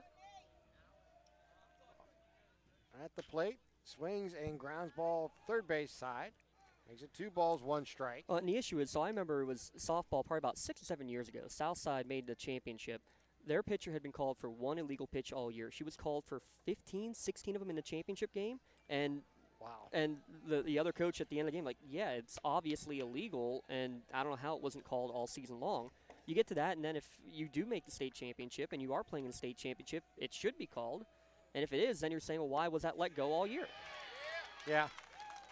That's the issue I have with it. Well, more than anything, it's also then you'd have to look at the coaching staff not recognizing that and trying to correct it for himself, where that wouldn't be an issue during the season. There's a pop-up shortstop side, and shortstop LaRocca squeezes it for the 3rd out. So we have now played 4 innings here at North Allegheny with Burgettstown leading Neshannock 1-0. You are listening to the PIAA Class 2A champion or semifinals, brought to you by Diagnostics Direct and Mark Walzer of Kelly Williams Realty. Contractors, the Department of Healthy Homes needs you. From small to large residential projects, you can help families live safer and healthier with the quality work you do. It's rewarding in more ways than one. Call LCAP's Department of Healthy Homes today. Having a safe and healthy home is not something to play games with, especially if your home was built before 1978. You may be exposed to extremely harmful lead-based paint hazards. If you're concerned about lead in your home, don't roll the dice on your family's safety. LCAP's Healthy Homes Lead Hazard Reduction Program is here to help you win the battle. Your family's health and safety is the goal. Contact the Department of Healthy Homes today. For more than 120 years, people have been relying upon Martindale Hubbell's AV preeminent rating to select their attorneys. If you're involved in a workers' compensation situation, you should do the same. LGKG has been AV rated for over 40 years. Today's game brought to you in part by Diagnostics Direct Incorporated. Talk about DiagnosticsDirectInc.com after this first pitch coming from Sebastian Corio. Misses upstairs. Diagnostics Direct is your direct supply line for disposable gloves. Nitrile gloves can go as low as $4.95 per a box of 100 gloves. A wide range of industries. Check them out. DiagnosticsDirectInc.com. And a swing and a pop-up behind the mound. Shortstop side, and the third baseman Schaefer will take it for the out. So LaRocca goes on a pop-up to the third baseman. And I'll bring up the Nathan Kladowski, who's hitting over 600, who was hit by a pitch in the 3rd inning and got a base hit to lead off the game in the 1st. So he's been on base twice.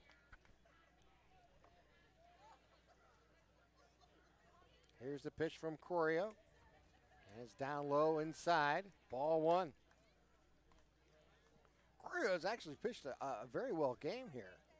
Got victimized by just kind of a fluke play on the defensive side. Here's the pitch. And ground ball to the third baseman. Schaefer picks it up, fires across for the out. 5-3 recorded there. Playing deep near the outfield grass, actually, was Schaefer, and a nice long stretch by Valentine. A good job to make sure he kept that toe on there. Back in the 2nd inning, it was Brody Kuzer got a base hit and then went from 1st to 3rd on a sac bunt as no one was covering third base, and then a ground ball to second base scored him. And that's the only run of the ball game. That pitch is over for a strike as he gets ahead of the hitter. No balls, 1 strike. First time he's got the first 2 batters of the inning out here, Corio. And second pitch will even up the count at 1-1.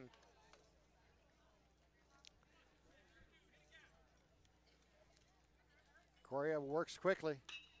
Ground ball again to Schaefer. Picks it up deep at third. Fires across, bounces it in. And Valentin unable to handle it that time as they'll beat the throw to first base for E5. Yeah, I was going to say probably got to give that one an error, even though it was a deep throw at third base because of the bounce throw. Yeah, absolutely. It's a routine throw, needs to be made. And part of it, too, you play on turf all year long. That's how crazy it is that when you play on turf, you get a true hop, and that's probably one that's caught 99 times out of 100 at first base by Valentine. But coming off of the grass or the dirt, not sure how it's going to bounce, unable to handle it. Well, runner at first now for Corio. Foul straight back here for Kuzar. Strikeout and a single for Kuzar. Kuzar, the righty. 443 hitter on the season is the senior catcher. Got a base hit in the 3rd inning. Here's the pitch. Again, now low. Bounces in. And it'll even count at 1 ball, 1 strike here.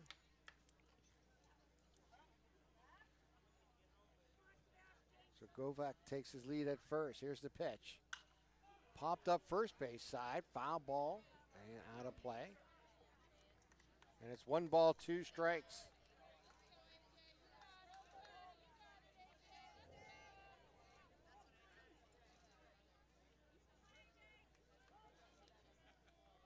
Corio with the 1-2 pitch. Up high, and it'll even the count at 2-2. Yeah, good hold there by Kuzar, not biting on the high cheddar. That's pitch number 75 from Corio, by the way. Here's the pitch. Swing and a miss, strike 3. Gets the big strikeout, picking up his defense after the error. And we have now played 4.5 here at North Allegheny with the Lancers trailing the Blue Devils 1-0. You're listening to the PIAA Class 2A semifinals brought to you by Diagnostics Direct and Mark Walter of Kelly Williams Realty. A good teammate is always available when you need them, just like Realtor Mark Walzer of Keller Williams. Mark Walzer serves Lawrence County and surrounding areas full-time to make the real estate buying, selling, and investing process a win-win for everyone. For more information, call 724-730-8813 or visit his website at markwalzer.kw.com. To immediately connect with buyers and sellers, go to his Facebook page, Mark Walzer, Keller Williams Realty.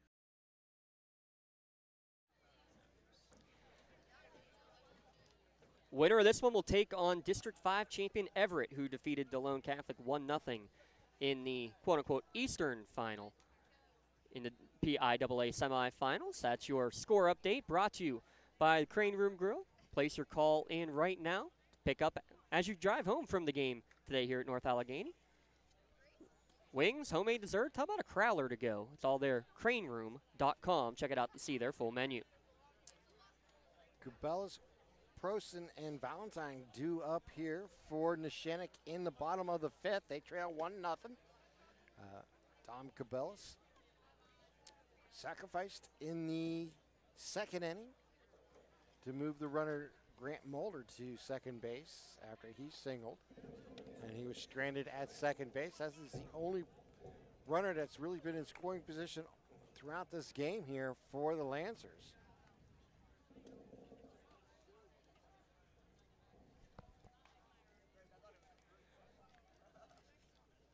Right now, seeing good counts, getting base runners. That's got to be your goal for Neshannock. 3 at-bats still left to get that 1 run you need to tie it up. Kladowski's pitch count coming in tonight? That is a good question. 53. So he's in good shape here as he gets into the bottom of the 5th. If you're averaging 15 an inning, you're doing a good job. He's thrown 14, 14, 13, and 12.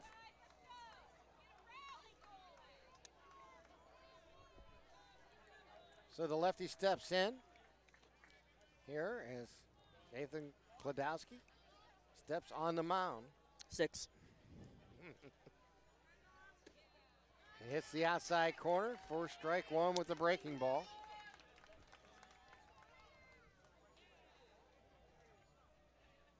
Kladowski.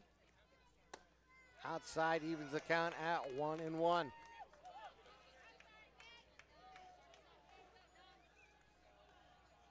Here's the pitch. Outside, strike. Yeah, perfect backdoor breaking ball. Comes right over the heart of the plate. Here's the pitch. And it's right up the box, fielded there by the shortstop. He'll pick up and throw across for the out, 6-3. Yeah, Jackson LaRocca, three-sport athlete, showed off the quarterback arm there. He's also the leading scorer on the basketball team. Makes a good play there, does the senior, to get the first out of the inning. So Rosen at the plate now. Struck out in the second inning, and that's 10 in a row now here for Kladowski. Yeah, since Grant Melder's hit, no further base runners.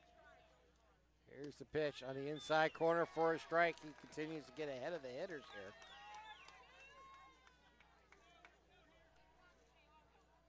Here's the pitch. Up high, evens the count at 1-1.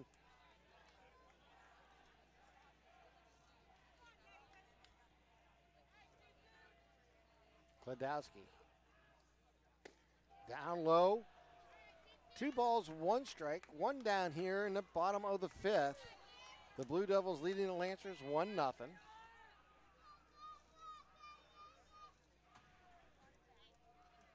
Stepping out is Prosson. Kladowski actually giving the signals, telling his right fielder to back up and move towards center field. Interesting. Here's the pitch. Deep hit, center field, but the center fielder seems to have a pace on it and makes the catch for the out. Yeah, Kovach barely had to move, maybe 1 or 2 steps going back, and that was about it. Right at him, an Adam ball for the second out of the inning. And I'll bring up Gio Valentine. He struck out in the second inning. Had 2 RBI all season, got 2 more in that first round victory against West Middlesex. And try to keep this inning alive. So Kladowski on the mound here with 2 down in the bottom of the 5th inning. And Gio puts a charge into it, but again the center fielder has pace on it and reaches up and makes the catch. 9-pitch inning there, Tim. 9-pitch inning thrown by Kladowski. 12 in a row now set down by Kladowski. We've played 5 here in North Allegheny. And you're listening to the PIAA Class 2A semifinals brought to you by the Diagnostics Direct and Mark Walzer of Kelly Williams Realty. For 20 years, Melee Chiropractic has treated athletes of all ages to help them get safely back to the top of their game. Melee Chiropractic has 3 full-time doctors in their office, and all 3 are former area athletes who have had to battle injuries throughout their careers. They want to help you get safely back on your feet. But more importantly, help stop the injuries before they happen. Prehab before you rehab. Attention all high school student athletes. During your sports season, a $25 visit to the Melee Chiropractic office includes an adjustment and/or all therapies necessary. From the athletes of tomorrow to the weekend warriors and everything in between, let Melee Chiropractic keep you in the game.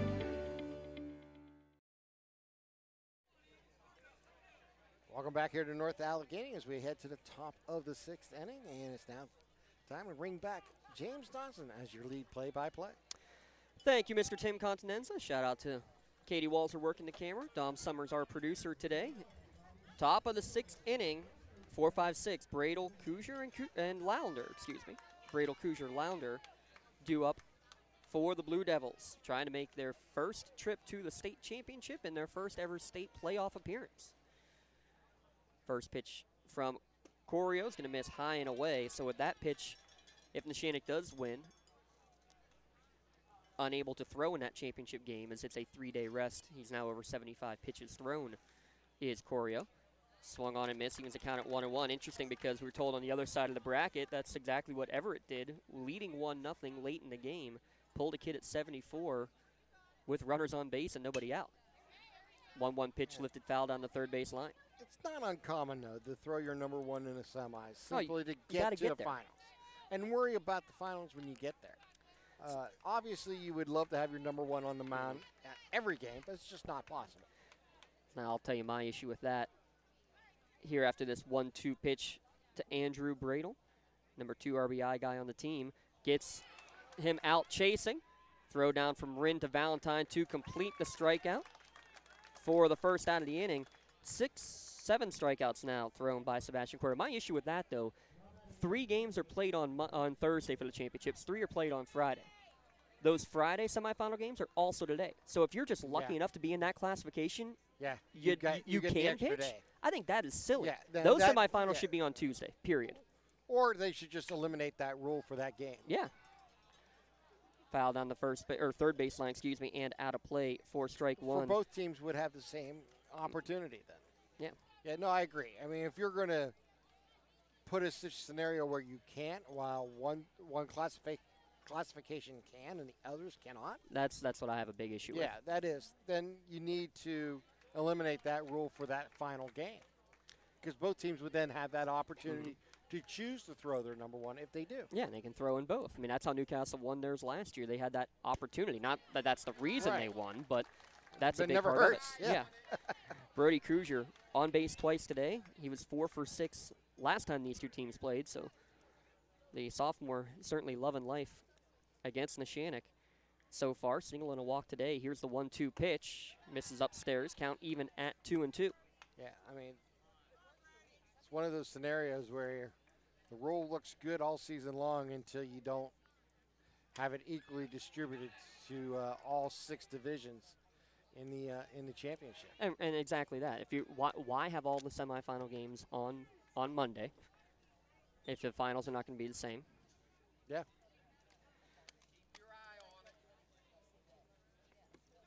Two ball, 2 strike count to Brody Kruger, a 400 hitter. Fouls this one back to the screen, just gets a piece of it. 7th pitch of the at-bat coming up. We saw a couple of 12 and 13 pitch at-bats, Tim, in that softball game today. It's a lot of fun watching those teams go at it for a 4th time. Unfortunately, Laurel 5 losses on the year. 4 of them to Neshannock. 2-2 pitch, golf towards first base. Backhand stab by Valentine. He'll scamper over to the bag to complete the out. 3 unassisted.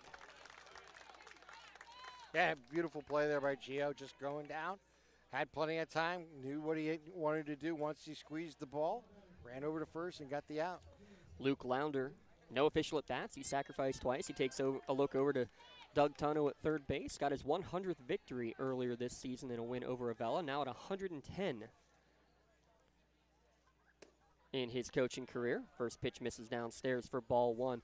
Something that was interesting, too, when you look at the schedule between Burgettstown and Neshannock is the number of home games that each of these teams had. We'll talk about that as this one's popped up in the air, throwing the hat down and backpedaling and making the catch is the pitcher. He had to beat on it the whole way, did Corio, to get the out, and the first 1-2-3 inning that Corio has recorded.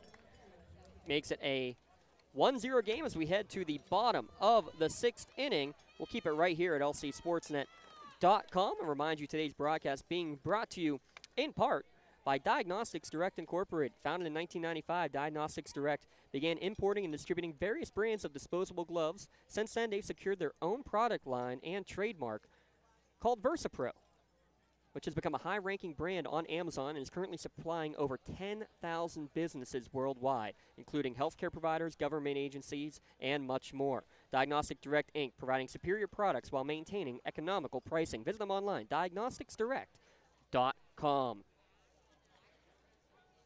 Tim Continenza alongside. I'm James Dodson. Looks like a pinch hitter is going to be leading off the inning. Altmaier going to hit for Jack Gleese, it appears. So Altmaier, Luke Gleese, and Pallarino, the 3 due up for Neshannock here in the bottom of the 6th inning.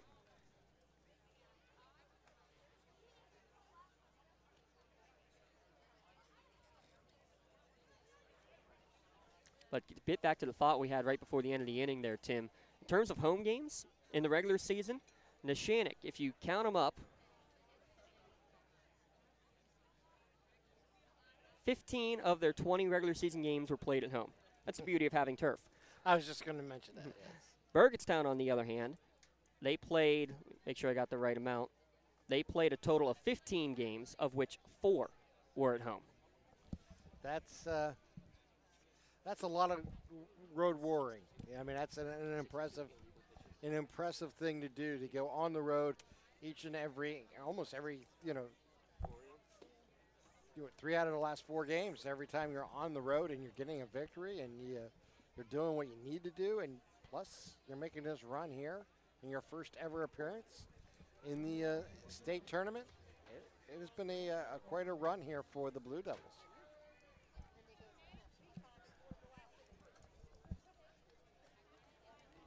So let's see if the Lancers could get to Kladowski, who has retired 12 straight coming into the top of this inning. Altmaier, the pinch hitter, senior. First pitch swinging for strike 1.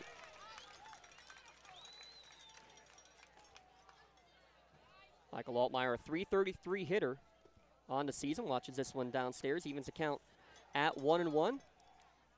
89 pitches thrown by Sebastian Correa. There's some action in the Lancer bullpen. Kladowski, this is pitch number 65, swung on and missed by Altmaier. 1-2 the count. One of the 6 seniors on this Lancer squad. Swung on and missed. And the count continues. 13 in a row, lucky number 13. Yeah. Sent down. And 6 by strikeout now for Kladowski. We have another pinch hitter coming up, and this is going to be freshman Jake Rind. He's one of the 4 Lancer players who participated in the Pony League World Series. He and Cubelis last year. A couple years ago, it was Andrew Fry and Colton Schaefer 4 years ago, along with Nathan Kladowski. And our colleague Bob Gray got a beautiful photo of that before the game. It's up on our Twitter page of the 5 Pony League World Series players who went down and were playing at Washington. Called strike 1 down at the knees to Jake Rind, a .353 hitter. A couple of good sticks coming out as pinch hitting opportunities here in the bottom of the 6th inning for Neshannock. Yeah, you got the bottom of the order coming up, so you might as well use them here and see if you can jumpstart your offense. Here of your Coach Q. Breaking ball goes over the heart of the plate for strike 2. 1 ball, 2 strike the count. This one golfed towards center field. Kovac is going to let it drop in front, and it's a pinch hit base hit. And only the 2nd hit of the game ends the streak of 13 straight batters that were retired by Kladowski. Yeah, and that's just, he just served it over the infield in front of the center fielder, and it's a perfect hit. And it gets, now they'll have the pinch runner coming in. It's going to be a re-entry. Luke Gleese. As I thought.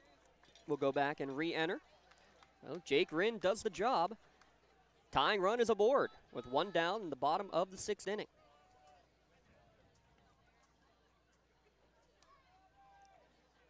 Jake Rind, mentioned, had the go-ahead single in the 11th. Scored fellow freshman Dom Cubelis against Riverside. That was a 5-4 victory there. 1-0 your scoreline here. First pitch swinging right back through the box by Pallarino. Back-to-back singles, and Luke Leese thought about going first to third. Now he's got to slip back in there, and he called out at second base.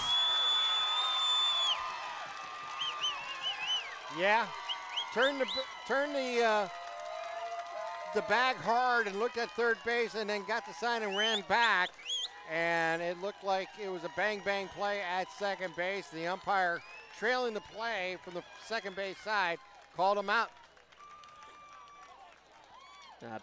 Back-to-back hits, but the base-running blunder means still just a runner at first. That's a tough one for Neshannock. You see Coach Q saying, I was given the stop sign. Yeah, one of those tough scenarios. You hate to see it, but one thing we've seen with the final 2 outs of the 5th inning against Kladowski, they hit the ball hard. They're hitting the ball hard again here in the 6th inning. They finally string a couple together, though, with 2 outs, or with 1 out. But now there's 2 after that. High fastball Schaefer able to check his swing, a walk and a pop out. Got to have a short memory in baseball. Mm-hmm. You got to move on to the next play and throw over to first. He's back safely. So Pallarino runs at first with 2 down, bottom of the 6th.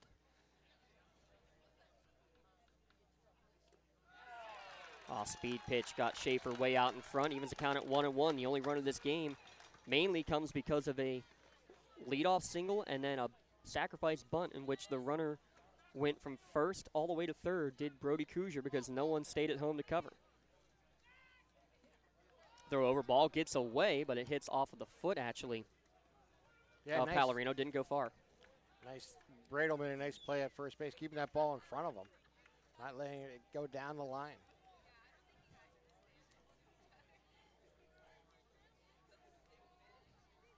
The 1-1.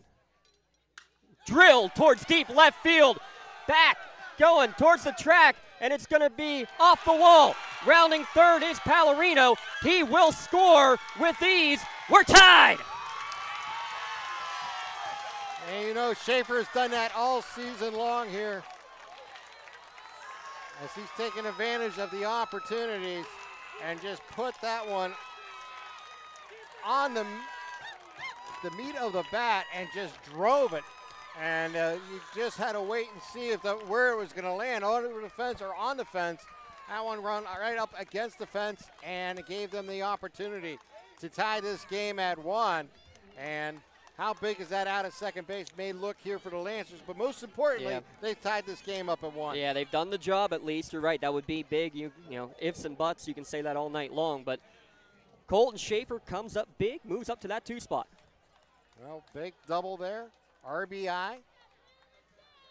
And now we'll see, we might have a pinch runner going out there for Schaefer. They do. It's going to be Andrew Moses who's going to go in as a pinch runner. Coach Q changed up his lineup, and Schaefer at the number 2 spot comes through. Tie ball game in the bottom of the 6th inning. The go-ahead run stands just 180 feet away. Nate Rind at the plate.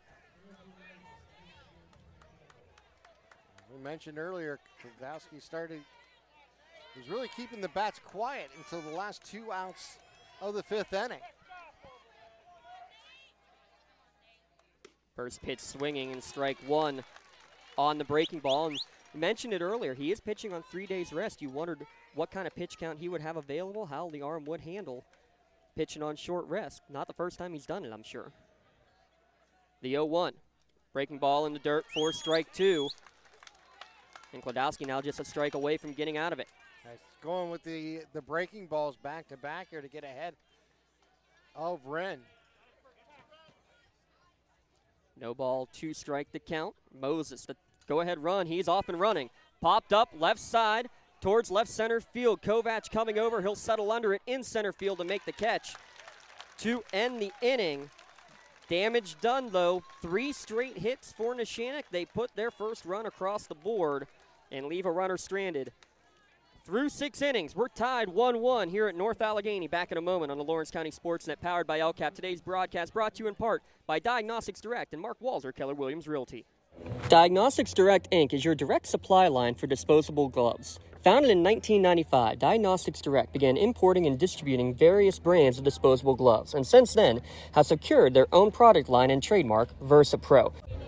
Diagnostics Direct provides gloves for healthcare providers and a wide range of other industries for as low as $4.95 per 100 gloves.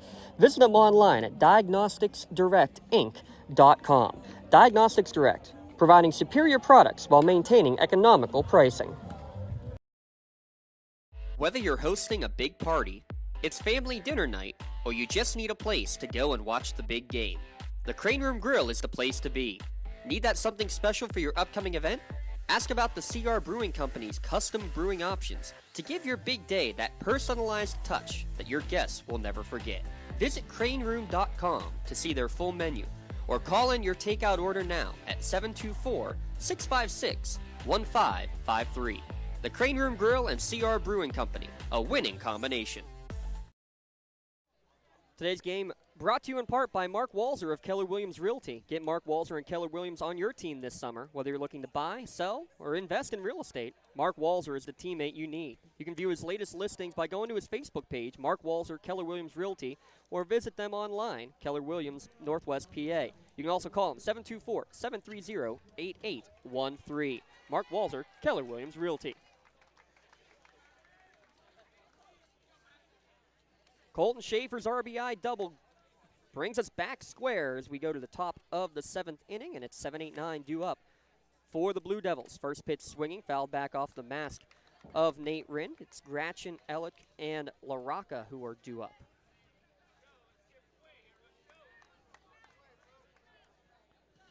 Pitch count starting to become an issue. That was the 90th, now 91st thrown. Check swing, almost a swinging bunt to third base. Schaefer to throw on to first and plenty of time to retire Gratchen for the first out of the inning.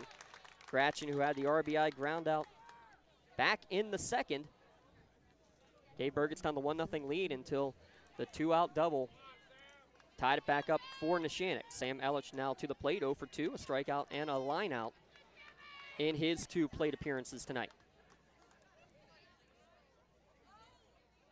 Misses upstairs. Really big inning here for Sebastian. Nothing unusual for him, but you want to get back in the dugout without any answer from them after they score. Pop up straight back. Rinn settles under it, and he'll make the catch for the second out of the inning. And something, young catchers, hopefully you're watching that because, Tim, he did it perfectly. He found the ball, held onto the mask, and then chucked it so it was well out of his way to make the catch. That way you don't trip on it. Fundamentals, and he did that perfectly. You know, it's something that you practice all the time as a catcher. It's something that you go through and you just learn it, becomes second nature if you learn it properly. 9-hitter Jackson LaRocca to the plate, 0 for 2 on the day. 268 hitter on the season. Breaking ball just misses inside, 2-0 the count to the 9-hitter. You definitely want this big out. Klodowski in the on-deck circle. 1 for 2, led off the game with a single, also was hit by a pitch. 2-0, also just misses inside.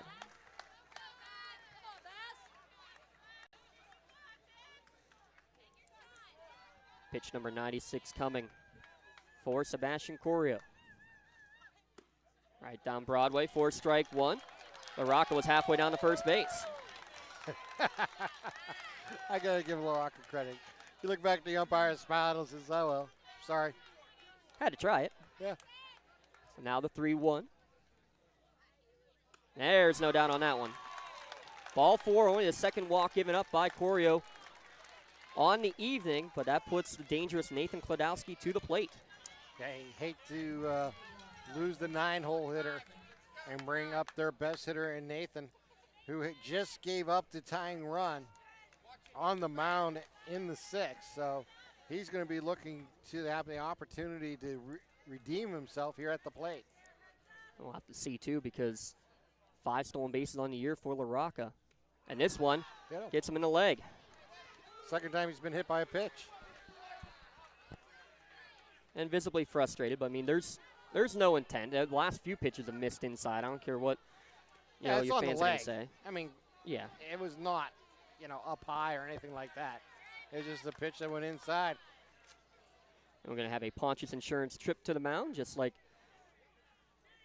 the team goes to the mound, talk with their coach, and discuss their needs here with 2 down in the top of the 7th. Well, that's what you get with Coach Dan Pontius at Pontius Insurance, putting attention to the things you own so you can put your attention to the ones you love. Visit them online at PontiusInsurance.com. 99 pitches thrown from Corio, potentially his last batter to be faced here.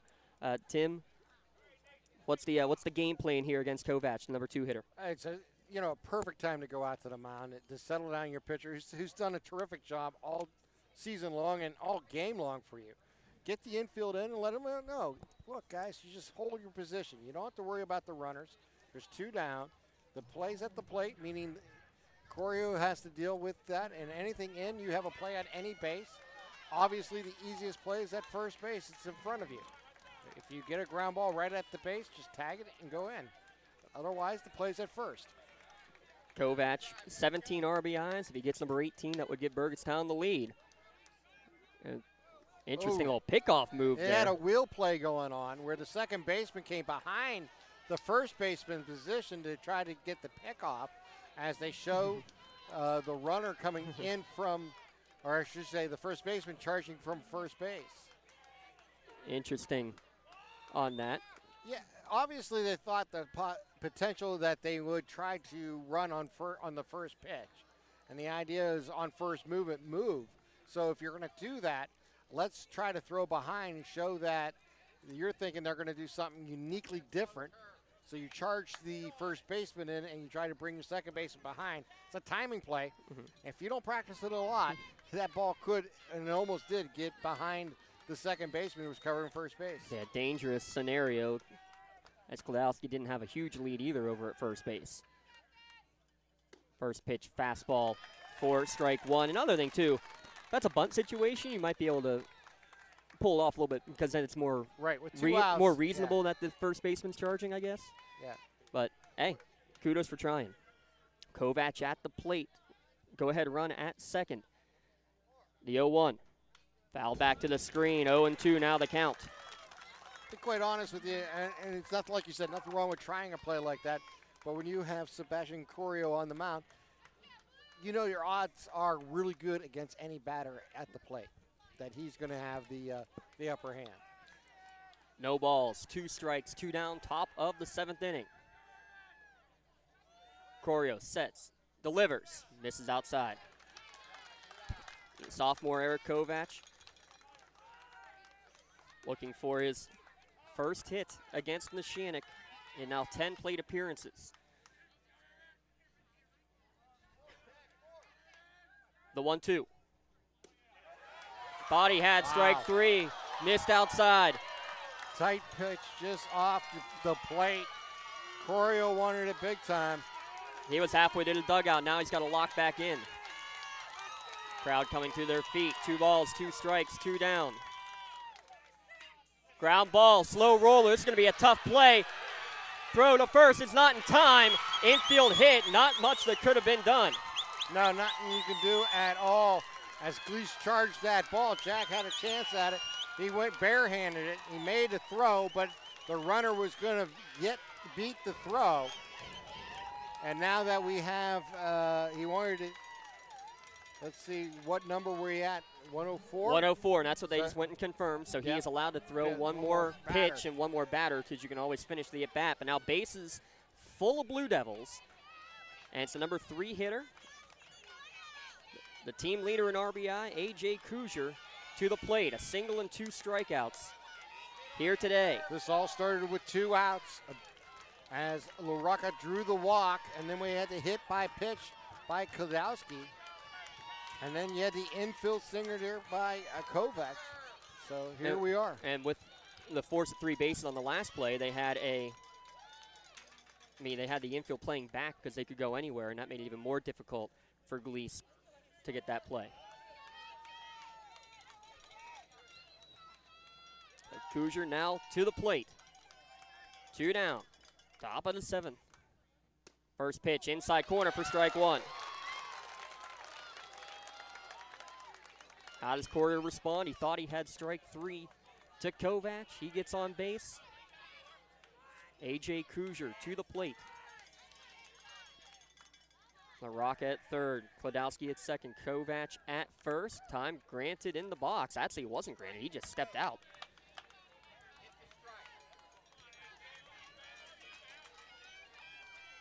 The 0-1. Swung on and missed.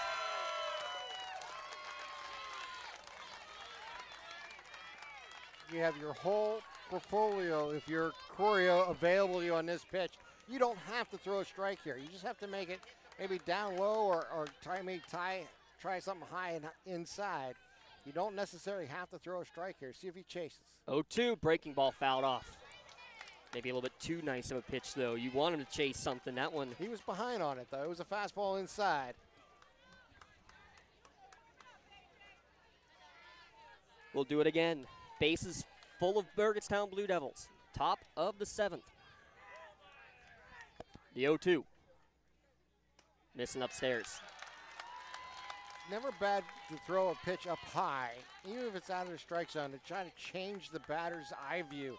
And then maybe come back low on outside or something tighten in and low and see if you can take an advantage there. 1-2. Good block behind the dish by Wren. Count now 2-2. And it did exactly what you thought. Go from the high fastball to the low breaking ball, but unable to get Kruger to chase. Burgettstown fans getting loud down the first base line. Now you want to throw what you consider is your best pitch. You want to go with the pitch that you're most comfortable with. The 2-2. Check swing, dribbler right back to the mound. Corio's going to walk over, flip it to first base, and the bases will be left loaded. A hit, a walk, a hit batsman, but the bases left full of Blue Devils. A discussion behind the play between Coach Polero and Coach Tuno. Not sure what that was all about there, but seemed to be fine. Just talking after the play had ended. Not sure if something was said by one of the players on the field, but nonetheless, we go now to the bottom of the 7th inning. We'll keep it right here as Neshannock will send 4, 5, 6 hitters to the plate. You're watching the Class 2A semifinals, brought to you in part by Diagnostics Direct Incorporated, and also brought to you by Mark Walzer of Keller Williams Realty. We thank them because without them, we couldn't be here. We could not be here to bring you this live and archived video coverage. That will be the end for Sebastian Corio.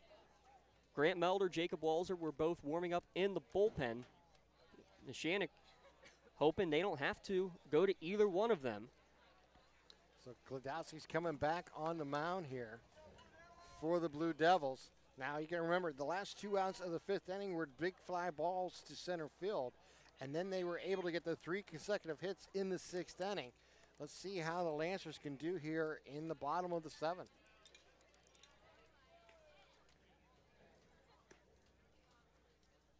Grant Melder, a single and a pop out in his 2 at-bats. He was a big 2 for 5 with a 2 RBI double.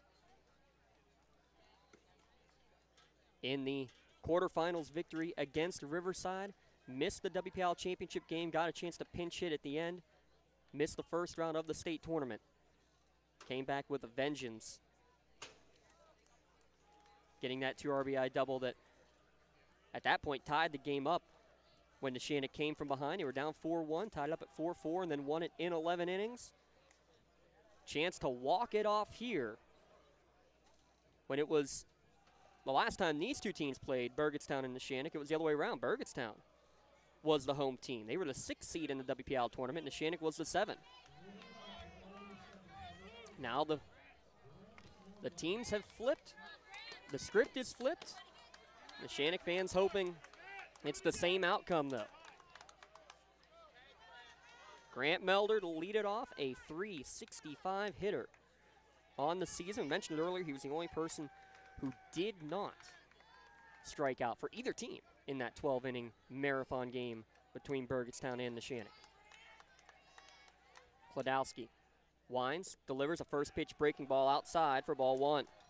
Melder got that base hit back in the 2nd inning, the first hit of the game for the Lancers.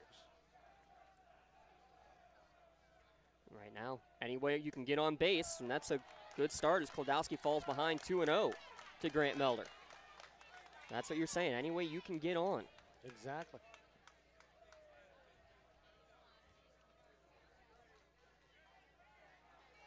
Two balls, no strikes, bottom of the 7th, a trip to State College on the line, make it 3-0. I think we're seeing some of that fatigue might be hitting Kladowski after he had that really strong middle innings where he retired 13 in a row at one point. And then came the 6th inning. Coach Senchak, of course, gets right in the way of our shot as that was the offensive conference. Interesting one to be used. You get 1 per inning. But hope Coach Q keeps that in mind. That's the only one he's had. 3-0 pitch, misses upstairs. A 4-pitch walk to lead off the bottom of the 7th inning. And I'll bet we'll see a pinch runner coming in for Melder. That's what's going to happen. He's already calling the umpire over And I believe this is going to be a re-entry type thing. I think he's going to. Or he wants to make sure he can do it. That's what he might do. He might, because Grant Melder's a DH. He could put him in the field. Well, they might. Yeah. It looks like Alberico's going to go run. This might be Alberico going in as a substitution for the pitcher. Right. And no, they're actually going to keep him there. No. Okay. So Melder will run for himself. 4 pitches in a row. Balls to start the inning from Kladowski. Melder at first. Cubelis now to the plate. Got a sacrifice back in the second inning. Taken all the way there, I think, on strike 1. Down at the knees. Good response from Kladowski. Bottom of the 7th inning. Eller's playing in on the grass here at third base. Throw over and back in time. Just barely. Nice quick move that Kladowski has before he even comes set. If you're going to bunt, you just want to get it down. But if you really want to be picky here, if you can bring it with you away from the third baseman, that would be huge. Pulls back, does Cubelis. Evens the count at 1-1. Or if you go down third base, you hope that no one's covering. You might be able to do the same thing that was done before against you. Yeah. Kladowski making sure the infield's on the same page. If Cubelis does bunt here, as you mentioned, did sacrifice back in the second. Another throw over back to first base. Sliding in is Melder.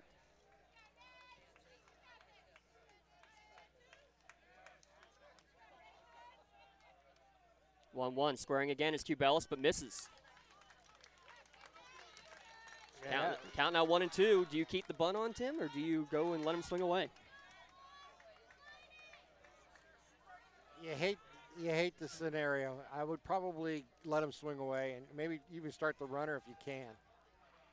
If you believe in the runner's ability, to read a pitcher. If you're not, you really just got to play it base to base. Yeah, I don't have stolen base numbers on the Lancers to try to give you that sort of inkling. 1-2, swinging away and fouling it off into the Burgettstown dugout is Cubelis. Count will remain 1-2. And if you're Dom, what you're going to remember here is it's just that. You don't want to shorten your swing. You just want to get the ball in play. You want to keep it away from second base if you can. And hopefully be able to sneak it through the infield. 1 ball, 2 strike. Kladowski kicks, delivers. Runner goes. Chopper towards first base. It's going to work like a pseudo-sacrifice. Melder now gets caught between second and third. He's going to slide in, and he's going to have the hand in there. He fell off the bag. Oh, he was safe and then was off the bag and was tagged out. Coach Q is going to try to say that he was pushed off the bag. I don't think he's going to get that call.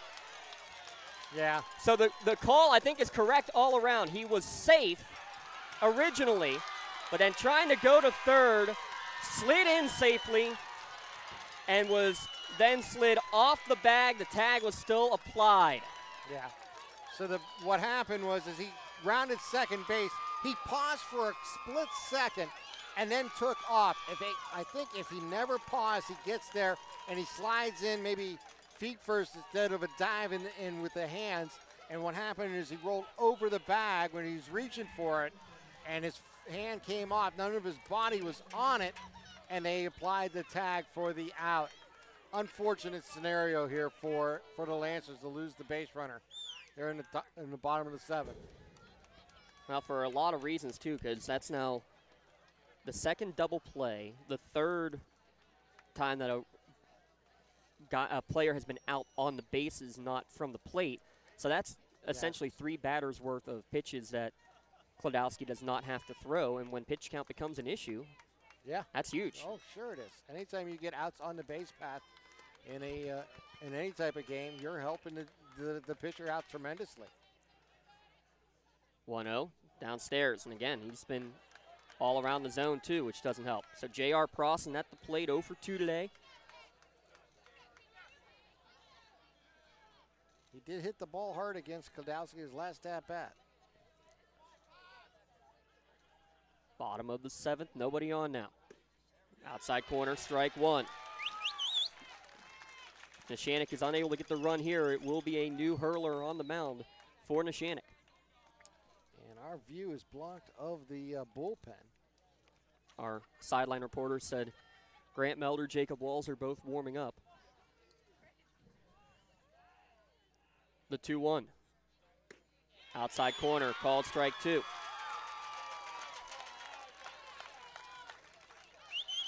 Two balls, 2 strikes, 2 down. Bottom of the 7th. Klodowski working from the stretch. He kicks, misses way upstairs. Full count.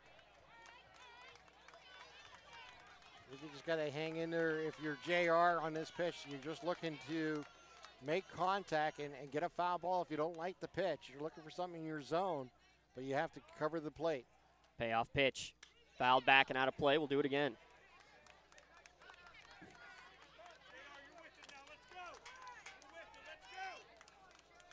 Everybody takes a collective sigh. Klodowski now in the 90s on his pitch count.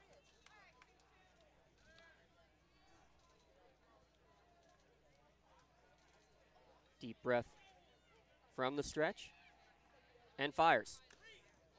Foul ball.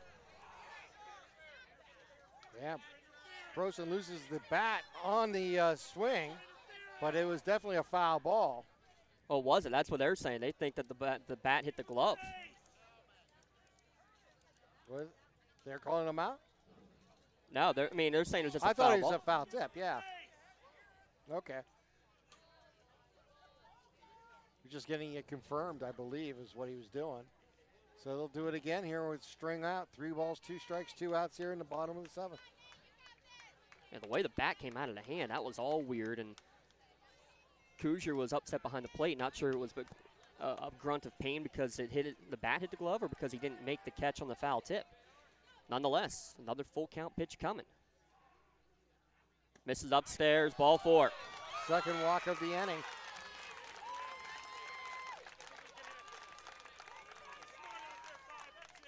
Third walk of the game. First walks issued since the first.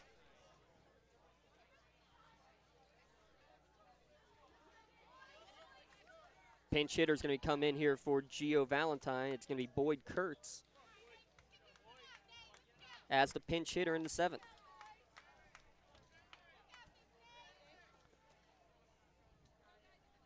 So Kurtz will pinch hit for Valentine. Anything in a gap, expect a runner from first not to stop. First pitch swinging is Kurtz for strike 1.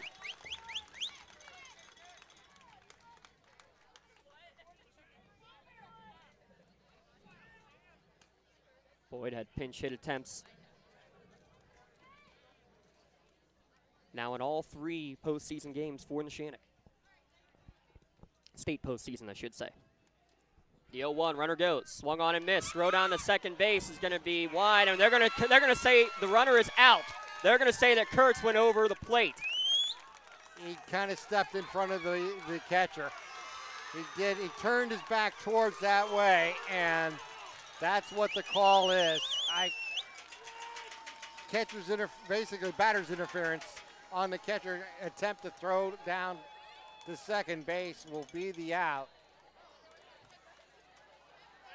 And what a strange inning that bottom of the 7th was here for the Lancers, as we've seen multiple base running type errors and batters errors cost them outs and opportunities. Yeah, so that's 4 in this game that has happened. So we will go to extra innings. Top of the 8th coming your way. Grant Melder will be the new pitcher. We're going to step aside for a moment. Back in a moment. Class 2A semifinals brought to you by Diagnostic Direct and Mark Walzer, Keller Williams Realty. Diagnostics Direct Inc. is your direct supply line for disposable gloves. Founded in 1995, Diagnostics Direct began importing and distributing various brands of disposable gloves, and since then has secured their own product line and trademark, VersaPro. Diagnostics Direct provides gloves for healthcare providers and a wide range of other industries for as low as $4.95 per 100 gloves. Visit them online at diagnosticsdirectinc.com. Diagnostics Direct, providing superior products while maintaining economical pricing. For more than 120 years, people have been relying upon Martindale Hubbell's AV preeminent rating to select their attorneys. If you're involved in a workers' compensation situation, you should do the same. LGKG has been AV rated for over 40 years. In workers' compensation, my clients are oftentimes not receiving their wage loss. They're not receiving their medical expenses. LGKG, they come to us so that we can put them in a position to pay their bills. If we're keeping our promises, our clients are getting the justice they deserve. To the 8th inning we go after a crazy, putting it lightly, crazy 7th inning for Neshannock. We're tied at 1, and we go to the 8th, and that means a new pitcher coming on to the mound, and it's going to be Grant Melder who will get the call. Melder, who missed the last couple of games due to an ankle injury suffered in this Burgettstown game. He pitched a good chunk of the Burgettstown game in relief. Actually threw 4 1/3 in relief, struck out 9 in those 4+ innings. Coming into the year, just shy of 35 innings pitched, his 11th appearance on the hill. 60 strikeouts, 28 walks for Melder. So at the top of the 8th, 4, 5, 6 hitters. Bradel, Kuzier, and Lauder due up. First pitch misses outside for ball 1. First pitcher other than Corio to throw on this North Allegheny mound this season. Melder misses outside 2-0. Bradel 0 for 3 with 3 strikeouts.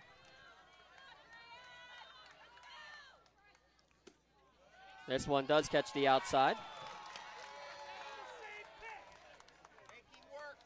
Yeah, both fans saying that's the same pitch. Neshannock wanting 2 strikes, Burgettstown wanting 2 balls. 2-1 count. Outside corner, misses. Yeah, he's all right there on that same general area on the last 3 pitches. 3-1 to count. Leadoff hitter in the 6th inning is Andrew Bradel. This one right there for strike 2. Count runs full.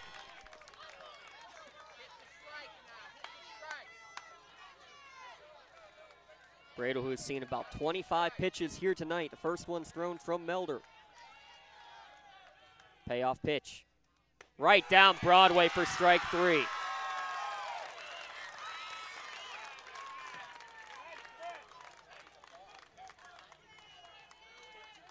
Big strikeout to start the top of the 8th inning for the new pitcher in Grant Melder with his first. That brings to the plate Brody Kuzier. Swings through the first pitch offering. Single and a walk and a ground out. I was going to just say, Melder looks like he's kind of found a groove here. Takes a couple pitches to get used to that mound. This one inside. Evens the count at 1-1. Especially when you've been in the field, actually use the DH. Strike 2 on the outside corner. So, Professor Briggs, if you're listening, the DH is out of the game. Neshannock lost the DH. Yeah. Hopefully continuing that fun donation trend. Bat just flew across the field. Here's the 1-2, strike 3 on the breaking ball. Melder dealing here, top of the 8th, getting back-to-back strikeouts, one looking and one swinging. And ladies and gentlemen, blame Joe Sager. If Joe Sager is in the house, it goes extra innings. Joe Sager is in the house, it's extra innings. There you go. I mean, I forgot to put money on it. He is here. Almost every game that he has done, in the postseason especially, has gone more than 7 innings. That is incredible. First pitch foul back to the screen by Luke Launder. A couple of sacrifices.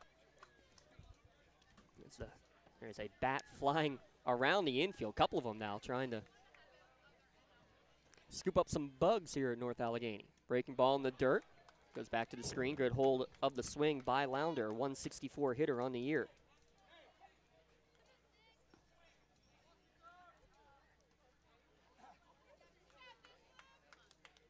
One ball, one strike.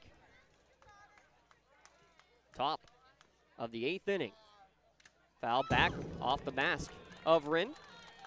Now 1-2. Neshannock in the bottom will have 7, 8, 9 hitters, which will be back to Valentine, Gleese, and Gleese, who have all been pinch hit for, and re-enter the ball game.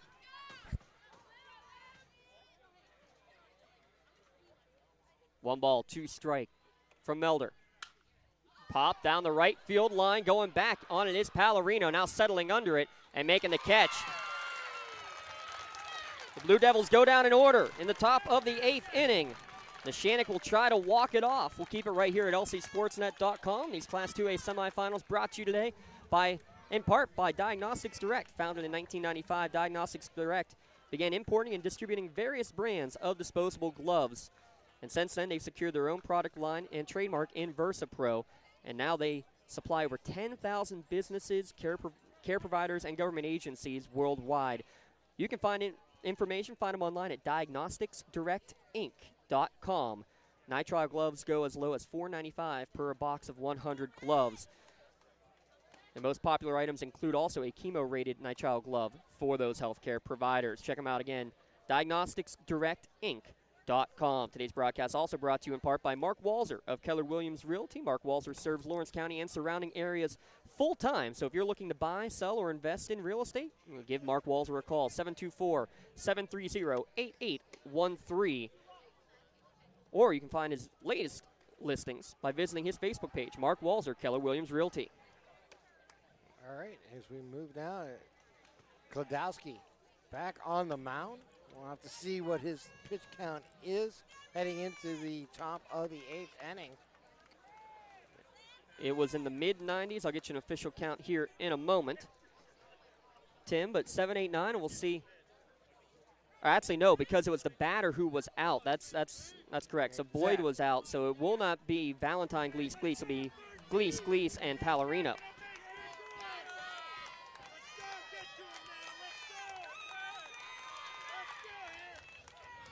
Last time they played, it went 12. Will we see the same here today? It's extra inning time here in North Allegheny. Here we go. First pitch to Jack Gleese, upstairs for ball 1. It's a good take. Well, you've seen last inning that he seemed to be laboring a little bit. Breaking ball does go over the heart of the plate, evens the count at 1-1.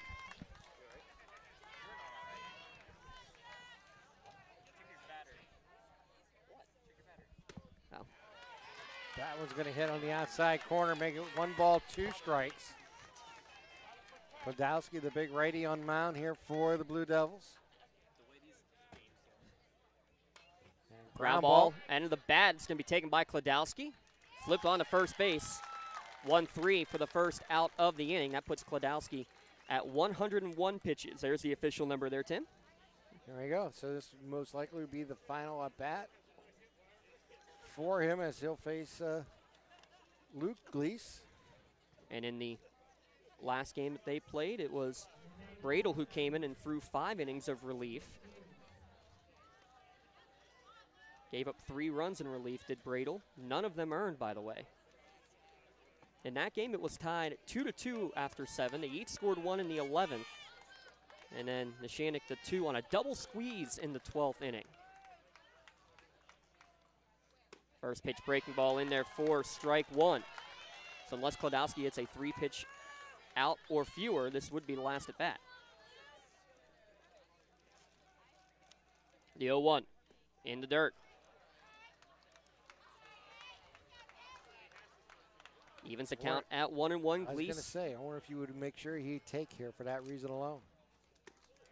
downstairs, 2-1 to count. And I don't think you want to intentionally do that, but I mean, you almost want to tell your kid as well, you know, got to be right on a platter. 2 ball, 1 strike. Klodowski winds and fires. This one misses upstairs. 3-1 to count. That was number 105, so this is officially his last at-bat. Josh Pallarino in the on-deck circle. Pallarino 1 for 3. The Seminole War chant coming out of the dugout again for the Lancers. And the umpires not having it. Yeah. Wow. Interesting. The 3-1. Downstairs for ball 4. I love how Luke makes sure the Yep. umpire did not call it a strike and then tosses the bat away and takes his bat. And now here comes the Blue Devils out of the dugout to make the pitching change. Yep, Ponch's Insurance timeout coming your way. Podolsky will finish 7 1/3 innings pitched. He's responsible for the runner at first. 1 earned run on 4 hits, 6 strikeouts, and 4 walks. But now he's going to have to move to the secondary position. So we'll see how these defensive alignments all come out. He will go to second base, will Podolsky. They're definitely not going to leave the game with a bat that bats over 600. And for the 7th straight postseason game, Neshannock will face a left-hander. It's incredible. Incredible. It is. It is. That you can always find a lefty to go against them. So I believe they brought Kruger in at first base. Kind of tough to see the numbers from afar. The charcoal gray with the dark blue numerals. I believe that's number 23 at first, Tim, if you can I'll see if I can help me out on that. The outfield with a nice little meeting in center field, talking over their needs. It's been a long day for them, too. We had a long day that began, I got to Westminster at 11:15 a.m., now approaching 9:15, which would mean 10 hours on a ball field or traveling. It'll be Pallarino who will come to the plate. So some numbers real quick, again, for Andrew Bradel.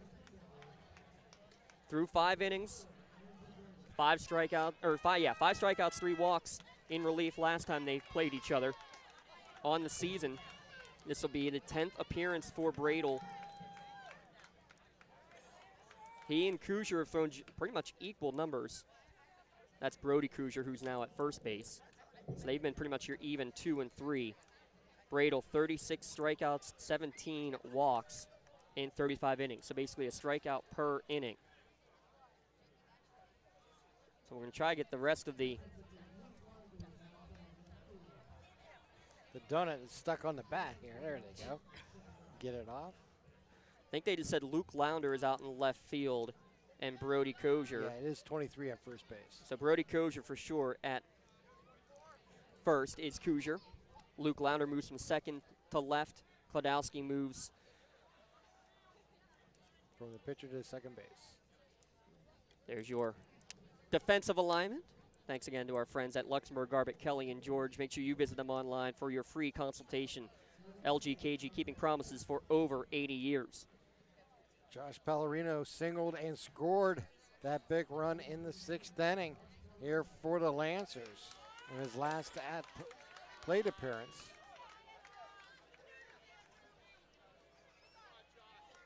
That's the only run of the game for Neshannock. Now lefty on lefty battle coming. First pitch misses downstairs for ball 1. Bottom of the 8th inning. Lancers trying to walk it off. A trip to Happy Valley on the line. Pallarino 7 RBI on the season. Watches this one in the outside corner to even the count at 1-1.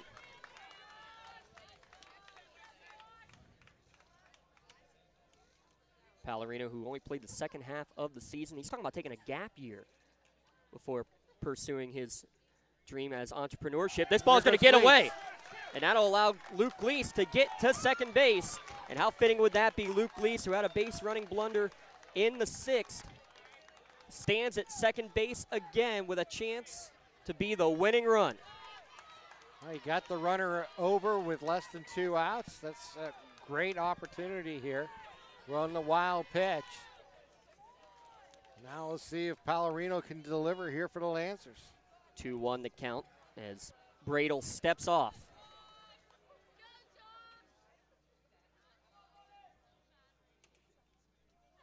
Bradel gets the sign, eerily quiet here at North Allegheny. The 2-1 misses outside. Count now 3-1. Colton Schaefer in the on-deck circle. He had the RBI double. And this is when Braden coming in on that mound, maybe for the first time ever. That mound might be giving him just a little bit of trouble as he has trouble finding the strike zone. 3-1. Swung on and missed. Pallarino was behind that one. Count runs full. Bottom of the 8th. The Lancers have more extra inning magic in them. See if the runner stays or does they try to get him in motion here.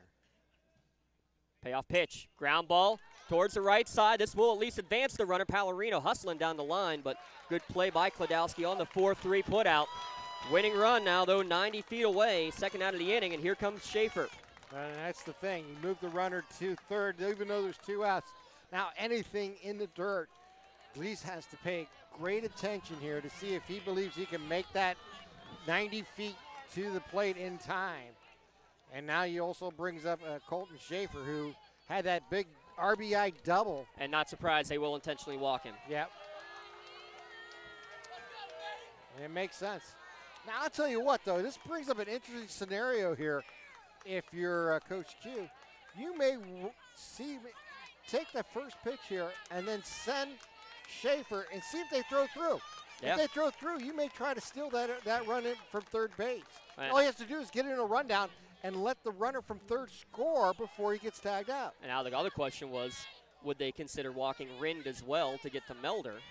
But it looks like they will bat to the number 3 hitter, Nate Rind.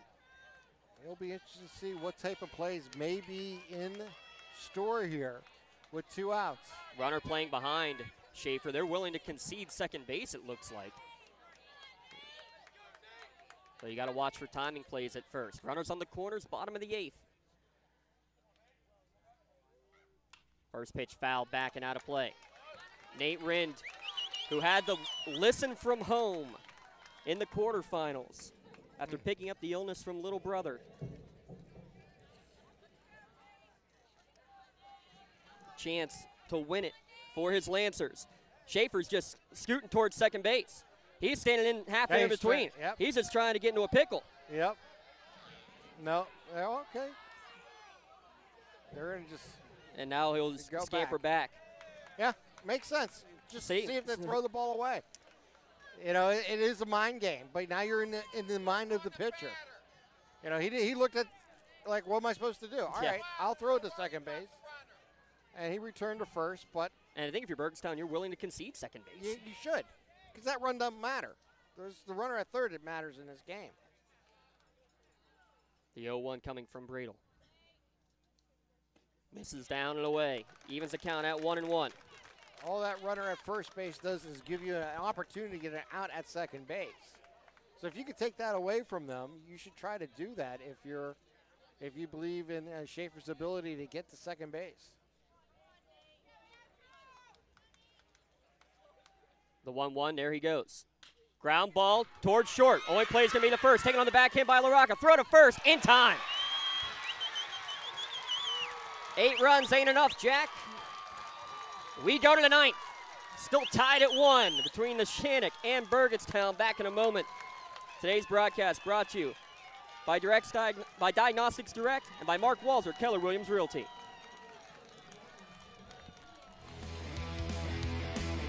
When the high school season heats up, make sure you have the best gear to support your school. Head to the Red Zone on Wilmington Road in Neshannock for all your county sporting apparel needs. From sporting goods to custom apparel to embroidery and more, the Red Zone has it all. Quality gear for all 8 schools in the County of Champions. Stop by and enter the Red Zone or visit them online at theredzonesports.com. Score big at the Red Zone.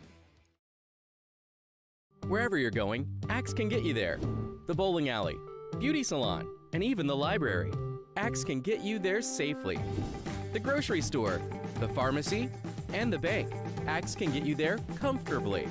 Going to work, visiting a friend, or just to relax at the park. Axe can get you there affordably. Axe is here to get you there safely, comfortably, and affordably. Choose Axe as your driving service and give us a call to schedule a ride. Hope we get overtime for these games. Top of the 9th inning coming up. because why not? Let's play 9. Neshannock had to go through 11 innings against Riverside through 5 pitchers.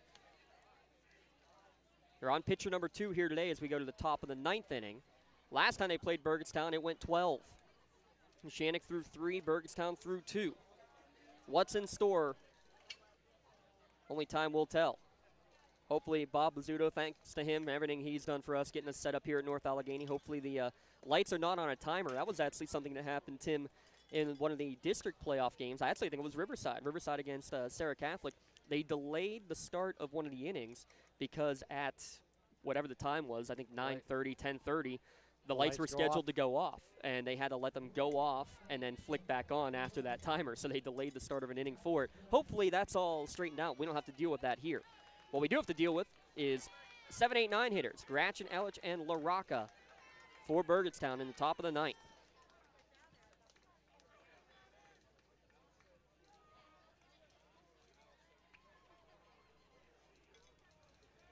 Grant Melder, who came on in relief. 3 up, 3 down in the 7th or the 8th inning. In relief. Corio, who went 7 full. That one well upstairs from Melder. Just straight to the backstop. Little wild thing action on that one.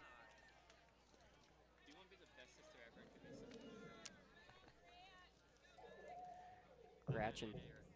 Now this one down low on the overcorrection. Gratchen, who has the RBI on a ground out back in the 2nd.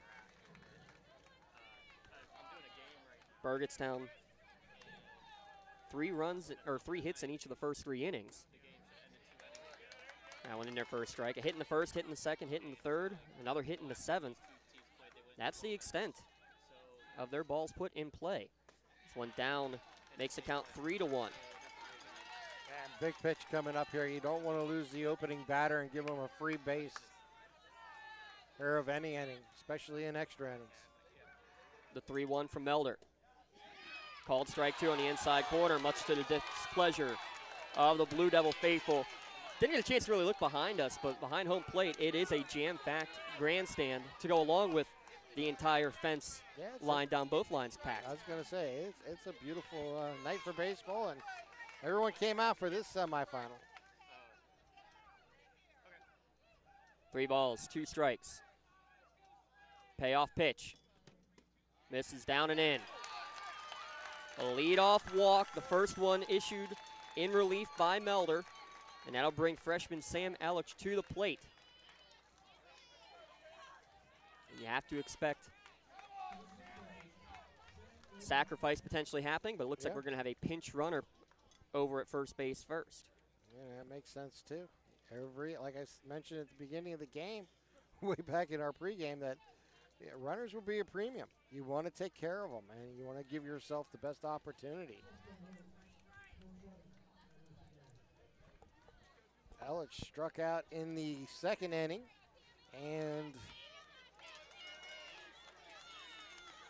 popped up in the infield the last 2 at-bats. Apologies, could not get a number on who is pinch running. Scoring a bunt is Ellich, and bunts a high pitch foul into his own dugout.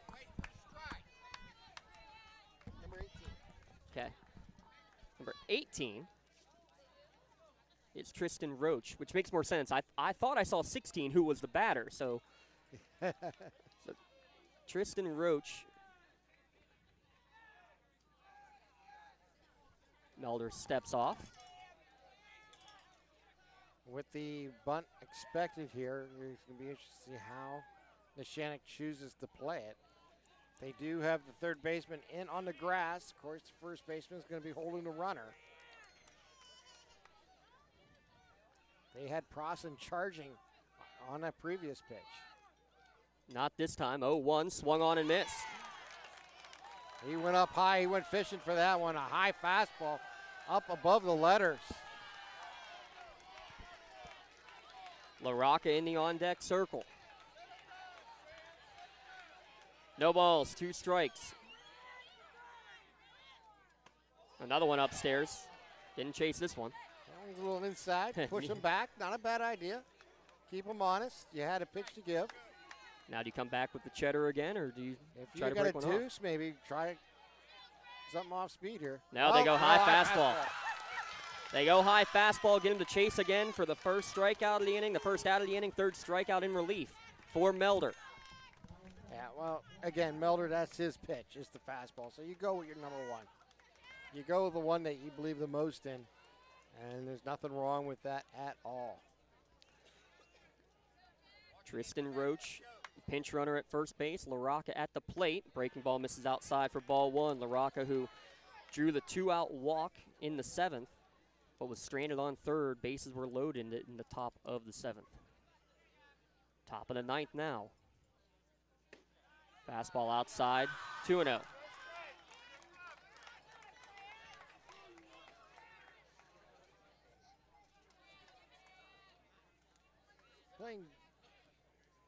This one up at the letters, but a little high as well. Not missing by much, 3-0 the count.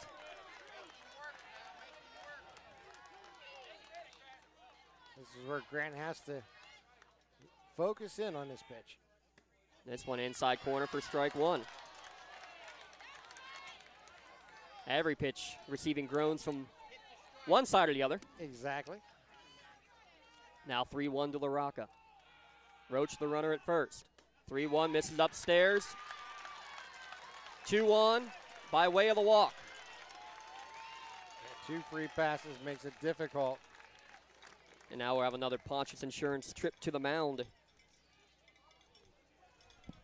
It'll be interesting to see what a lineup Coach Q chooses to do here. Obviously, you want to potentially keep a double play in play, so you don't want to move your second baseman and your shortstop too far, but obviously you got to worry about the bunt here. I mean, not necessarily with one out would you expect it, but we've seen it many times where they're just looking to move the runners over to put them in scoring position even with 2 outs. So it'll be interesting to see how this is all handled and where the play will go to depending on who gets it, if it is in the infield. Winner will take on Everett. They were a 1-0 victor over DeLone Catholic. District 5 over District 3. Who will be the WPIAL representative to meet them in the state title game? And the best hitter for the Blue Devils at the plate. Nathan Kladowski. A hit and hit twice. Melder steps off. Making sure he's on the same page with his catcher, Rind. Now again, stepping off.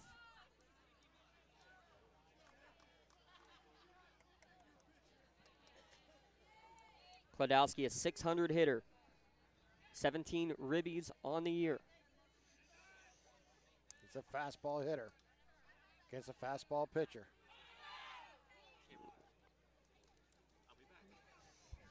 We'll spin and look at second base.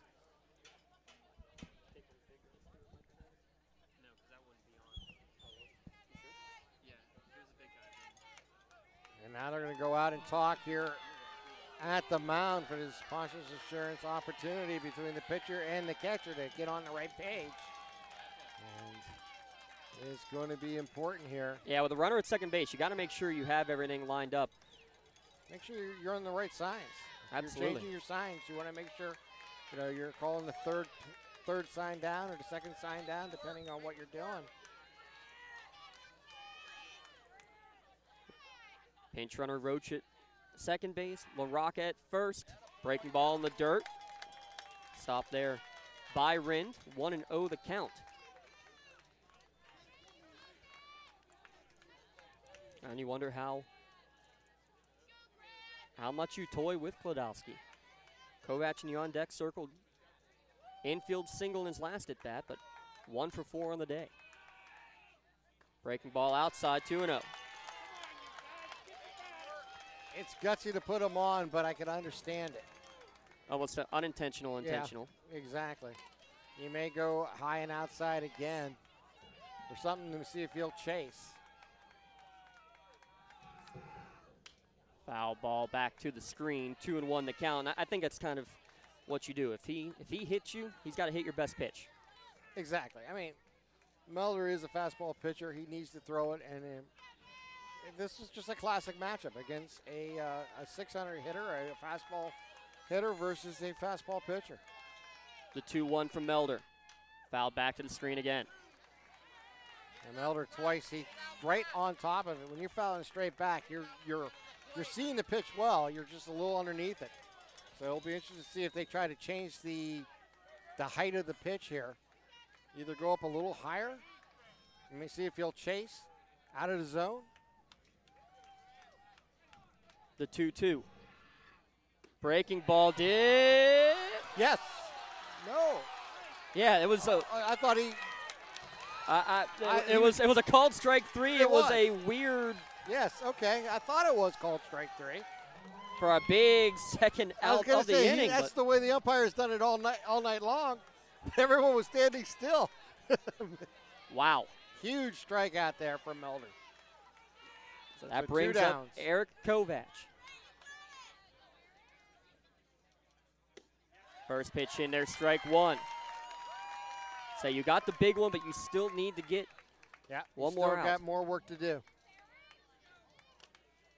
Kovac mentioned had the infield single.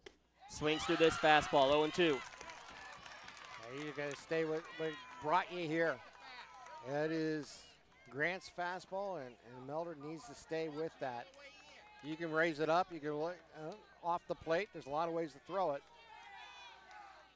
Strike 3. A 3-pitch strikeout. Melder strikes out the side and leaves 2 runners stranded on the bags. We'll go to the bottom of the 9th. Feels like Major League Baseball style now.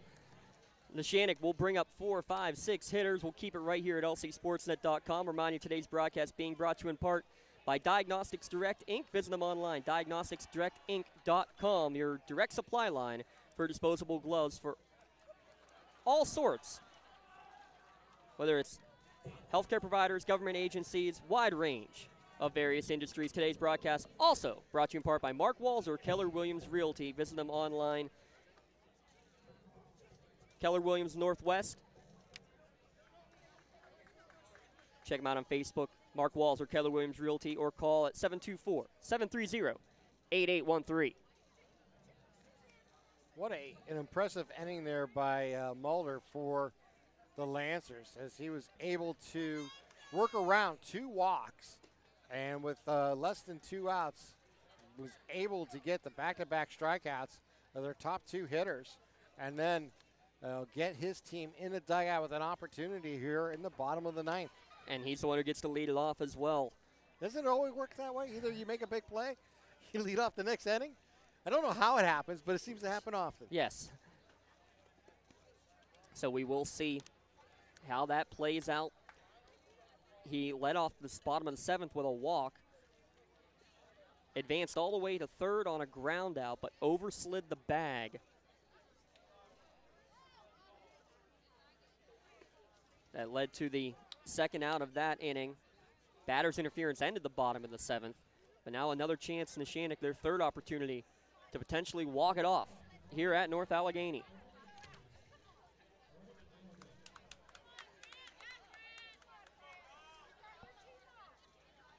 Melder, Cubelis, Prosson, 3 due up for Neshannock.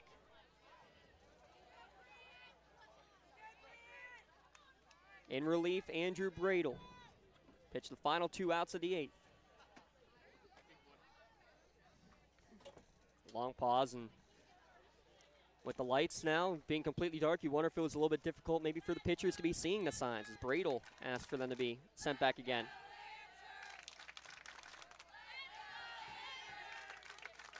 Bradle now winds and delivers to Melder. Misses upstairs for ball 1. As each inning passes, these 2 teams are so used to playing extra innings against each other. They'll know that every base rider matters. 1-0, right back through the box for a leadoff single for Grant Melder. He stays hot at the plate, his 2nd hit of the game. And we'll see courtesy runner for the pitcher will be going out there. And it's going to be DeAndre Alberico. Getting instructions here before he gets to the bag. So Alberico will be the courtesy runner at first base for the pitcher. Funny enough, it was Melder and Alberico, the two runners who scored on the double squeeze by Jake Rind in the 12th.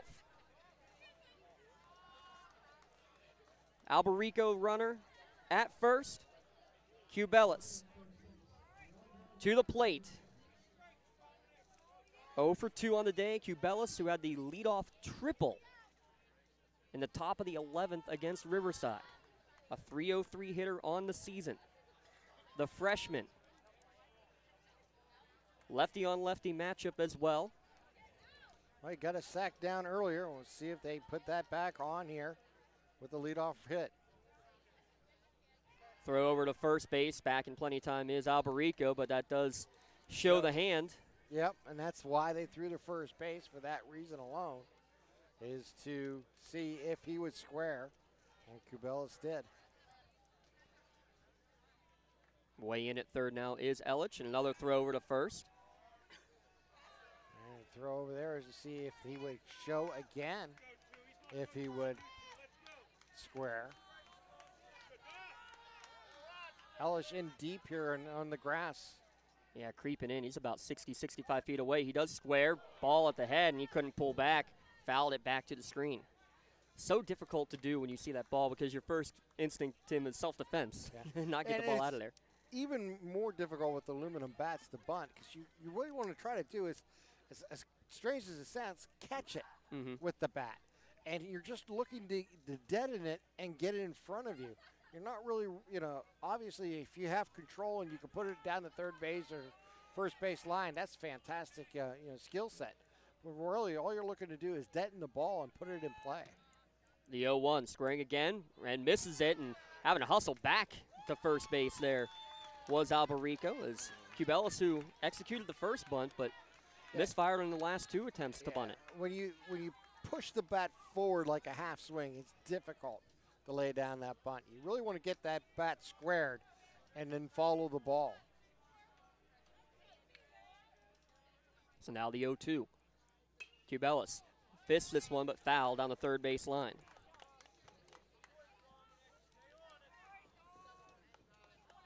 Melder led off with a single. Third time he's been on base. He's now in the dugout. Courtesy runner Alberico in his place. Medler Field, Lebrano Park. Destination for one of these two squads. The 0-2. Drilled towards deep right center field, going back on it, and unable to make the catch. Alberico had to hold up. Now coming in, the throw's going to be cut off by the shortstop. Alberico's going to be held at third. It is a double for Dom Cubelis. Winning run at third base with nobody out. Huge at-bat there for Dom Cubelis. Down 0-2, 1-2 on the pitch, and just drilled it to the right center. And the center fielder made a diving try to make the catch. Everybody had to hold up, including us. We couldn't see if he made the catch. The ball squirted away, and that prevented, really, because he had to hold up to find out if he made the catch, prevented the runner from first from scoring.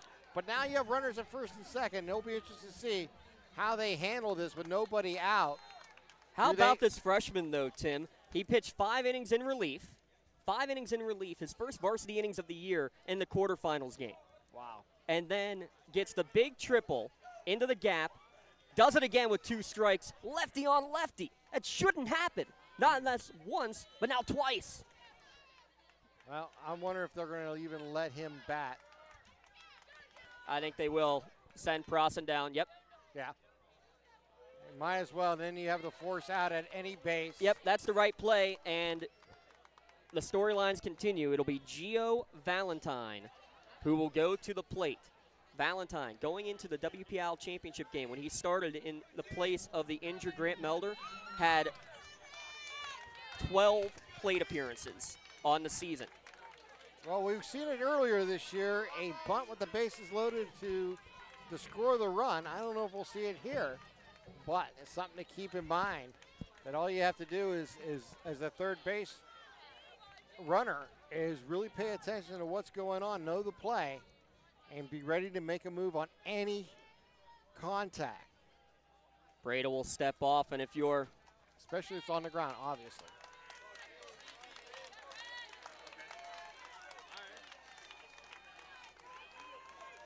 Bases full of Lancers. 2 down. Gio Valentine, the sophomore. Long pause from Bradel, checks all 3 runners, now delivers. Misses outside for ball 1. Valentine had the go-ahead 2 RBI single against West Middlesex. Had a game-winning goal in the 18U hockey tournament that we were able to cover with the Lawrence County Lightning. Had the game-winning goal in the PIAA championship for back-to-back Neshannock Lancer championships. So you're saying pressure doesn't get to him? Saying he's been there before. As Coach Q would say, right man, right spot. Yeah. Right man, right spot. Let's see if that comes to fruition here. Alberico at third. Cubelis at second, Prosson at first. They don't mean anything. The 1-0 from Bradel. Outside corner, called strike 1.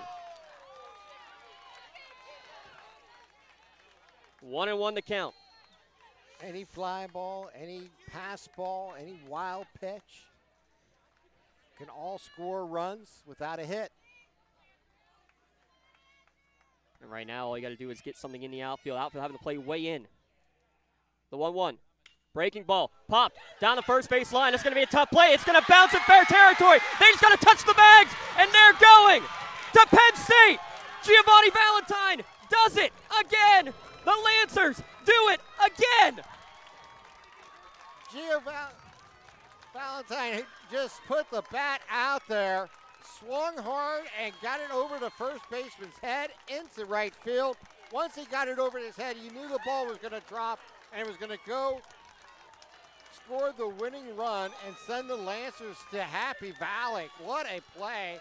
Unfortunately, the bat hit the catcher as the play went down, but it is over as the Lancers are headed to Happy Valley. What a play. They get the extra inning base hit, bases loaded, base hit over the first baseman's head to score the winning run. Once isn't enough. It's twice as happy for Neshannock, softball and baseball. Heading to State College to play for PIAA championships. Your final in 9 innings. Neshannock 2, Burgettstown 1. We'll step aside. Tri-County Principals post-game show when we return. Lawrence County SportsNet powered by LCAP. Today's broadcast brought to you by Diagnostics Direct and Mark Walzer, Keller Williams. A good teammate is always available when you need them, just like Realtor Mark Walzer of Keller Williams. Mark Walzer serves Lawrence County and surrounding areas full-time to make the real estate buying, selling, and investing process a win-win for everyone. For more information, call 724-730-8813 or visit his website at markwalzer.kw.com. To immediately connect with buyers and sellers, go to his Facebook page, Mark Walzer, Keller Williams Realty. Diagnostics Direct, Inc. is your direct supply line for disposable gloves. Founded in 1995, Diagnostics Direct began importing and distributing various brands of disposable gloves, and since then has secured their own product line and trademark, VersaPro. Diagnostics Direct provides gloves for healthcare providers and a wide range of other industries for as low as $4.95 per 100 gloves. Visit them online at diagnosticsdirectinc.com. Diagnostics Direct, providing superior products while maintaining economical pricing. For 20 years, Melee Chiropractic has treated athletes of all ages to help them get safely back to the top of their game. Melee Chiropractic has 3 full-time doctors in their office, and all 3 are former area athletes who have had to battle injuries throughout their careers. They want to help you get safely back on your feet, but more importantly, help stop the injuries before they happen. Prehab before you rehab. Attention all high school student athletes. During your sports season, a $25 visit to the Melee Chiropractic office includes an adjustment and or all therapies necessary. From the athletes of tomorrow to the weekend warriors and everything in between, let Melee Chiropractic keep you in the game. For more than 120 years, people have relied on Martindale Hubbell's preeminent rating to select their attorneys. If you've been involved in an automobile accident, you should do the same. At LGKG, we have been preeminently rated for over 40 years.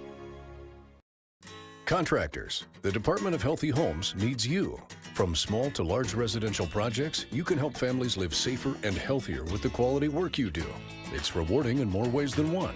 Call LCAP's Department of Healthy Homes today. It's the Tri-County Principals postgame show here at lcsportsnet.com. You're just going to see a bunch of sights of celebration. Neshannock, their second straight extra innings victory. Their second straight extra innings victory against Burgettstown as well. The Lancers heading to Happy Valley. Make it a long weekend, Tim. Thursday morning for the boys, Friday morning for the girls. 2-1 your final here. I don't even know where to start, Tim. Well, we'll just say the Lancers have a way for the dramatic, and against Burgettstown, it seems to bring out the dramatic out of them the most. But what a performance here by a lot of players for both teams. But you got to salute Corio for the first 7 innings, just throwing a really great game, really never made a mistake on the mound, and kept them in the ball game until the 6th inning, where the bats came alive and were able to score in that 6th, as they got 1 run on 3 hits in that inning, and they were able to tie this game up. They go extra innings. Grant Melder takes over on the mound, and he starts the rally here in the 9th inning with a base hit. Then you followed up with Don Kubelis down 1-2 on the count with the 2-base hit, putting runners at 2nd and 3rd, and then the intentional walk to Proston, and then Gio Valentine coming through with the single into right field for the winning run. And you got to give a lot of credit to both pitchers here today, in Corio and Melder, for what they achieved. And really got to tip your hat to Nathan Kladowski, who just had a phenomenal season. And what a pitching performance that he had for the Blue Devils, at one point retiring 13 straight Lancers during this ball game. That was impressive, but then maybe the 3-day rest started to get to him. A couple hard hit balls that you alluded to in that 5th inning. Yes. The RBI double from Colton Schaefer in the 6th. Couple of chances. Neshannock had 4 runners out on the bags or by a batting interference for one of them, but they stuck through it, got out of a bases-loaded jam themselves. But bases loaded, nobody out. All you got to do is get the barrel of the bat on the ball, and he did just enough with the infield in to go over first base, Tim.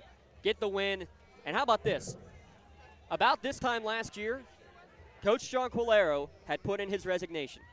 He was no longer going to be the head coach. He was going to follow his son, watch him play college ball at Westminster. He gets a medical red shirt, has second thoughts, basically takes back the resignation, or is asked to.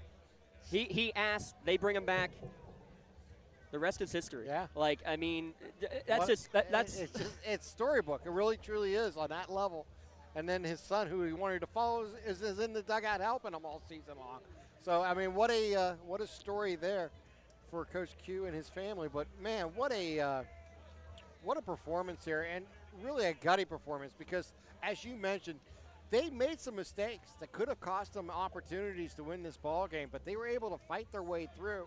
They were able to find a way to scratch out that run in the 6th inning and in the 9th inning. And what a gutsy performance. Like I said, when you look at what Corio and Melder did on the mound, I mean, that's where it starts and finishes for me, because every time they did have a scenario where they were in trouble, they were able to find a way to get the outs. I mean, we had back-to-back strikeouts. How many times? I mean, it was just phenomenal. And Melder coming in with that fastball was just dominating at times. Huge crowd behind us awaiting as Neshannock breaks it down one final time before coming off the field. We got to break it down one final time here as well, Tim, in our Tri-County Principals postgame show. We have to give a couple awards. See if you'll agree with me on this. First, I think we got to go with the play of the game, the walk-off single for Giovanni Valentine. Your I Maley don't think Chiropractic there's any other game. play there you can use. I agree. He's our Maley Chiropractic play of the game. Special thanks to Maley Chiropractic. Gio will get a specialized T-shirt eventually. We gave the Red Zone a break. We've run out of shirts a couple of times this year with all these extra games we've been able to cover we're thankful for that, and they're celebrating, the Kaiser family, their first grandchild. We'll get them for next week before heading up to Happy Valley for sure. But congratulations, Gio Valentine, tonight's Melee Chiropractic play of the game. As for the player of the game, I think you got to go with the winning pitcher in relief, and who ends up having the winning run, credited to him. He wasn't the one who touched home plate. No. But Grant Melder, a couple of hits, the winner in relief. I think he's got to be your LCAP player of the game. He did fantastic. He was a integral part of tonight's victory. There's no question about it. With the bat and on the mound here in relief of Sebastian Corio. And the two of them just really led this team to this opportunity to play for a state title. Shout out to our friends, our powering sponsor, LCAP. Changing lives, lcap.org. These lives have been changed for Neshannock. And you got to feel for Burgettstown real quick. You know, there are 2 losses in the semis for both district and states, coming 12 innings and then 9 innings. I was just talking to Principal Brian Fadden, a Mohawk graduate himself, so he knows all about Lawrence County. Said like that is an incredible game. You hate for it to end because you don't want either team to lose, but we couldn't play till midnight either. No, we couldn't, and it is a scenario where you got to be very proud of a program that's never made it this far with the postseason. Yep, you're right. Their first state trips. You're right. Exactly, and what they achieved and what they can build on going forward is what you be talking about. This 2022 baseball team in Burgettstown will be remembered for a very long time. Absolutely, they will, and you hope it's just something that the program can build off of in future years. Well, that wraps it up. That's the final video broadcast of the year. Over 120 we put on the air. We're going to do all we can to get 2 audio broadcasts for the Neshannock Championship games, baseball and softball, coming up on Thursday and Friday of next week. Thanks to everybody all year. Today it's Dom Summers, our producer, Katie Walzer running the camera. Earlier today you had Rob Nattel running the camera from high above Westminster College, Aaron Dotson running as your producer. For Tim Continenza, my broadcast colleague, let's do it again next year. Let's do it. Looking forward to it. August is not that far away. It is not that far away, and we thank everybody all year long for all you've done for us at lcsportsnet.com. Thanks for tuning in live or archived. Please stay tuned for some state championship action Thursday and Friday morning at lcsportsnet.com. But your final score one last time, in 9 innings, Neshannock 2, Burgettstown 1, and you watched it all. Thanks to our broadcast colleagues, thanks to our broadcast sponsors today, Diagnostics Direct and Mark Walzer, Keller Williams here at lcsportsnet.com.